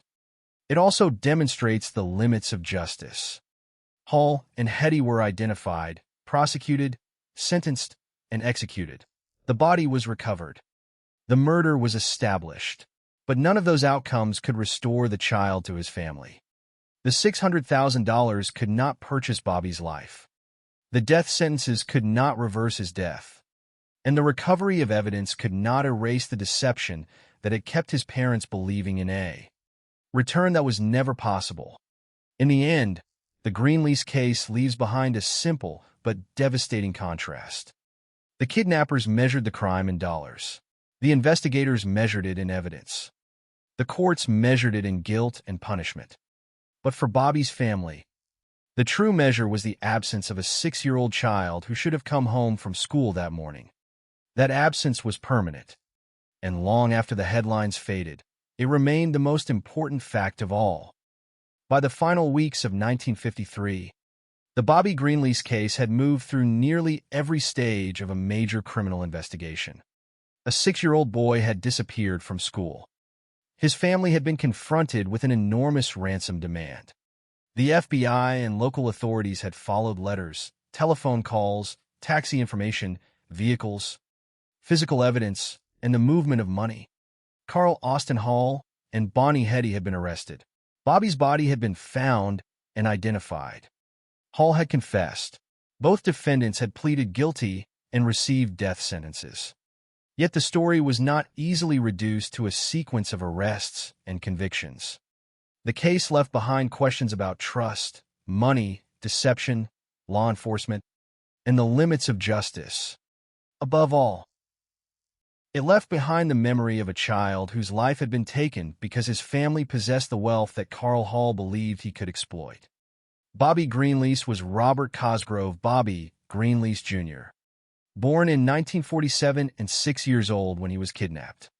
His father, Robert Cosgrove Greenlease Sr., was a successful Cadillac businessman, and the family lived in Mission Hills, Kansas.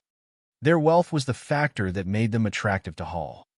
But the connection was more specific than simple knowledge that the family was wealthy. Hall had attended the same military school as Bobby's older brother. That connection meant Hall knew the family name and understood that the Greenleases had the financial ability to respond to an enormous ransom demand. His earlier life provided the other part of the story. Hall had once enjoyed financial security and had received a significant inheritance. He spent that money and eventually fell into financial difficulty. His criminal history included robberies of taxi drivers, and he served time at Missouri State Penitentiary. While imprisoned, he began thinking about kidnapping for ransom.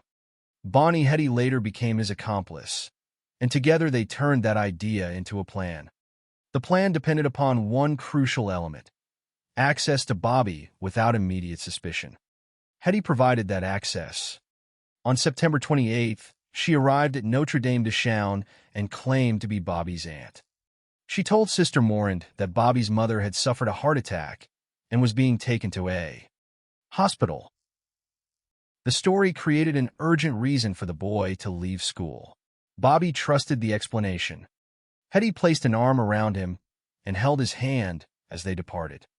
The kidnapping therefore succeeded because the situation looked legitimate. There was no need for a struggle in front of the school. The adult who took Bobby presented herself as someone who belonged in his life. After leaving the school, Hetty used a taxi, and the driver Willard Pearson Creech later provided information about her movements. She eventually met Hall. The two then took Bobby toward an isolated area in Kansas.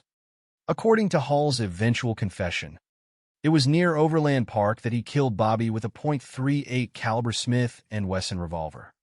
The body was then transported approximately 45 miles back to St. Joseph and buried at Hetty's property. Bobby was placed in a plastic bag and covered with lime. By the time the first ransom letter reached the Greenlease family that evening, the child was already dead. That fact defined everything that followed. The ransom demand was $600,000. The money was to be prepared primarily in $10 and $20 bills and placed in a duffel bag. The kidnappers continued to communicate through letters and telephone calls, creating the appearance that Bobby was alive. The FBI later recorded more than half a dozen letters and 15 calls. One communication included Bobby's Jerusalem medal. reinforcing the family's belief that the kidnappers still had their son. The deception continued until the ransom was collected on October 5th. Hall received the $600,000 and traveled with Hetty towards St. Louis. Once the money was in his possession, however, the plan began to unravel. Hall transferred the cash from the duffel bag into 2 metal suitcases. He bought 2 large garbage cans and a shovel and drove toward the Merrimack River area, intending to bury the money. He could not find a suitable location, so the garbage cans were left at a deserted club. Hall returned to St. Louis. Hetty drank heavily and became unconscious, and Hall left approximately $2,000 with her before leaving. The enormous ransom that had motivated the crime had become an enormous problem. The money was difficult to conceal, and Hall's movements created opportunities for investigators to identify him. On October 6th, taxi driver John Oliver Hager contacted St. Louis police at approximately 3:30 p.m. because of a suspicious passenger. The information helped authorities locate Hall. That evening, police arrested him at the Townhouse Hotel, where he was using the alias John James Byrne. Hetty was arrested later that night at an apartment on Arsenal Street. Hall initially tried to avoid responsibility for Bobby's death by claiming that a third man, Tom Marsh, had received the child. Investigators determined that Tom Marsh did not exist. Hall eventually admitted that the name was fictitious. The story had begun to collapse. On October 7th, FBI investigators found Bobby's body at Hetty's home in St. Joseph. The discovery occurred at approximately 8:40 a.m. He was buried in a shallow grave near the porch. At 1:05 p.m., the family's dentist identified the body. The investigation now had a physical answer to the question of what had happened to Bobby. The boy who had supposedly been alive during the ransom negotiations was dead. Evidence inside Hetty's home strengthened the case. Investigators found blood on the basement floor, stairs, clothing, and carpet. They recovered .38 caliber cartridge cases, and FBI laboratory analysis determined that the cases had been fired from the short-barreled .38 Smith & Wesson revolver Hall possessed when he was arrested. A lead bullet recovered from the carpet of Hetty's Plymouth station wagon was also connected to Hall's weapon. These findings helped establish a physical connection between Hall's firearm and the evidence associated with the crime. For days after the body was found, Hall finally confessed. On October 11th, he admitted that he and Hetty had taken Bobby toward Overland Park, where Hall killed him. They then returned the body to St. Joseph and buried it at Hetty's home. Hetty acknowledged helping prepare the ransom communications and participating in the deception that enabled Bobby to be taken from school. The essential truth was now established, but another mystery remained: the ransom. More than half of the $600,000 was still missing. Hall claimed that he had almost all of it when arrested, but the money recovered was substantially less. The FBI's investigation into the missing ransom eventually implicated 2 St. Louis police officers, Lieutenant Louis Ira Shoulders and Patrolman Elmer Dolan. Investigators determined that 2 suitcases believed to contain ransom money had not been taken to the police station in the manner described by the officers. Both were prosecuted for perjury. Shoulders received 3 years in prison, and Dolan received 2. The development was significant because it demonstrated that the Green Lease investigation had uncovered wrongdoing beyond the original kidnapping. Even after the perpetrators had been caught, the fate of the missing ransom remained an unresolved part of the case. The legal process itself moved with extraordinary speed.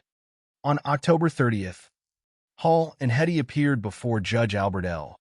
Reeves in Kansas City and pleaded guilty. On November 19th, the jury deliberated for approximately 1 hour and 8 minutes before recommending death. Judge Reeves imposed the death sentences.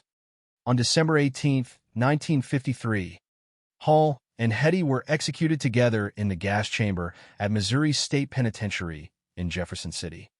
Hall was pronounced dead at 12:12 a.m. 20 seconds later. Hetty was pronounced dead. In less than 3 months, The case had moved from a child's disappearance to the execution of his killers. But the speed of the legal process should not obscure the significance of what had happened. Bobby's life had ended long before the courtroom proceedings. His family had spent days believing that their son could still be saved. The ransom had been paid because they believed the kidnapper's promise. The truth was only revealed after the body was recovered. The case therefore illustrates a painful distinction between justice and restoration. Justice could identify the perpetrators. It could establish their guilt and impose punishment. It could recover Bobby's body and preserve the evidence of what happened. But it could not give the Greenlease family back the child they had lost. Nor could it fully recover the money they had surrendered. The missing ransom remained a separate shadow over the case. There was also a broader lesson in the way Bobby had been taken. The kidnapping did not begin with violence or a public confrontation.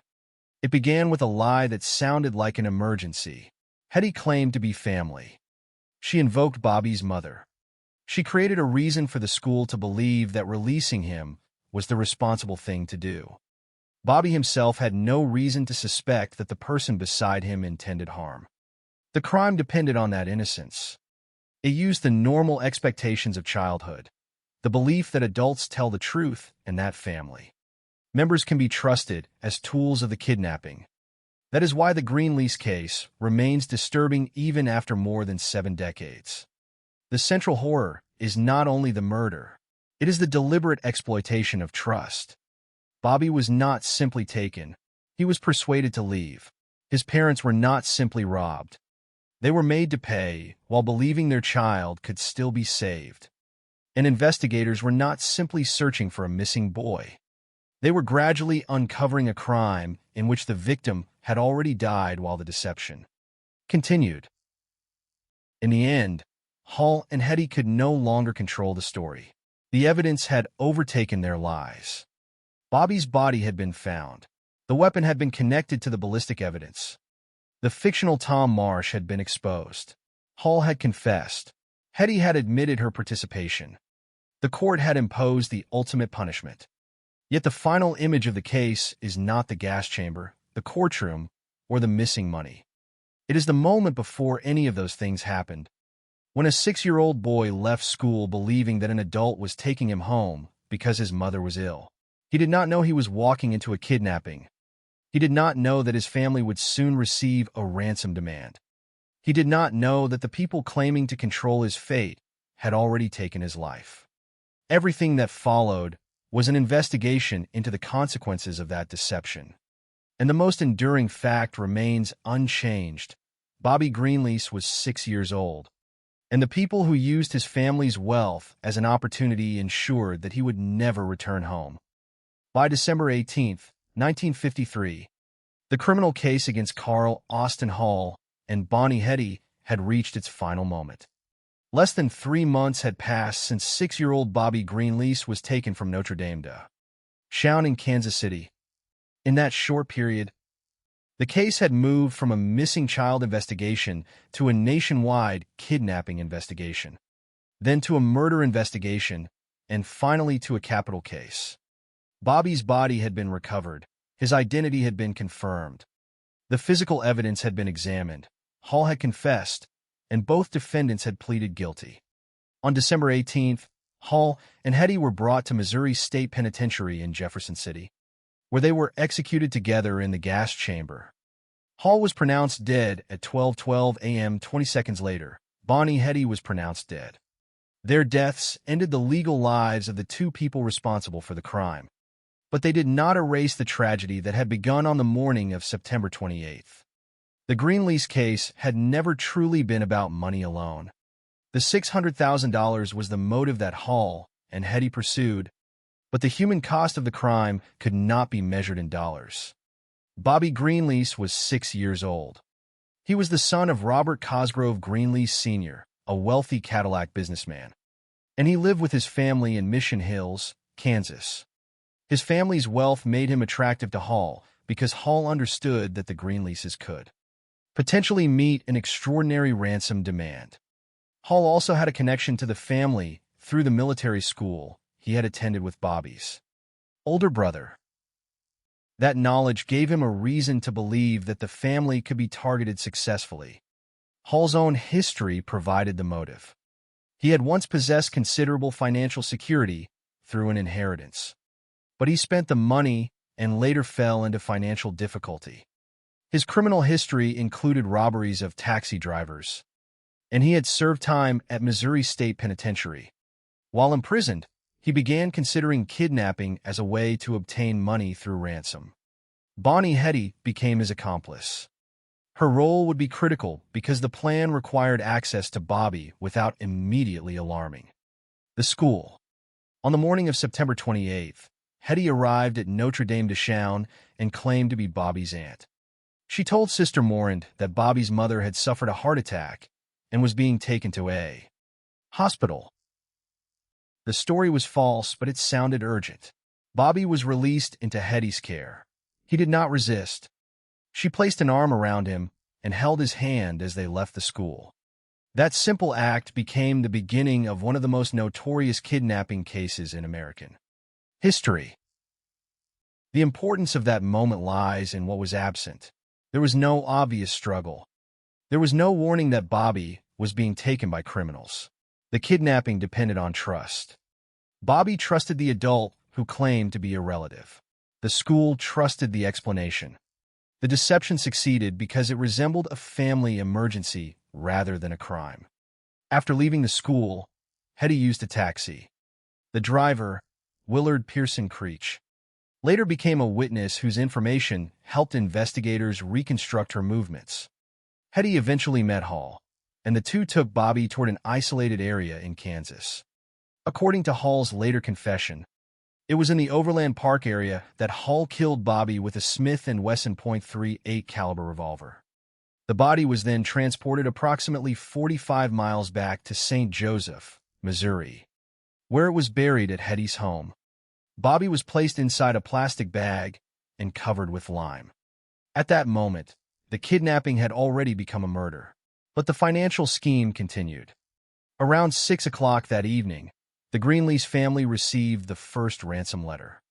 The demand was $600,000, primarily in $10 and $20 bills and packed into a duffel bag. The kidnappers promised that Bobby would be returned safely if the family followed their instructions. The promise was impossible. Bobby was already dead, yet the family had no way of knowing that. Over the following days, Hall and Hetty continued to send letters and make telephone calls.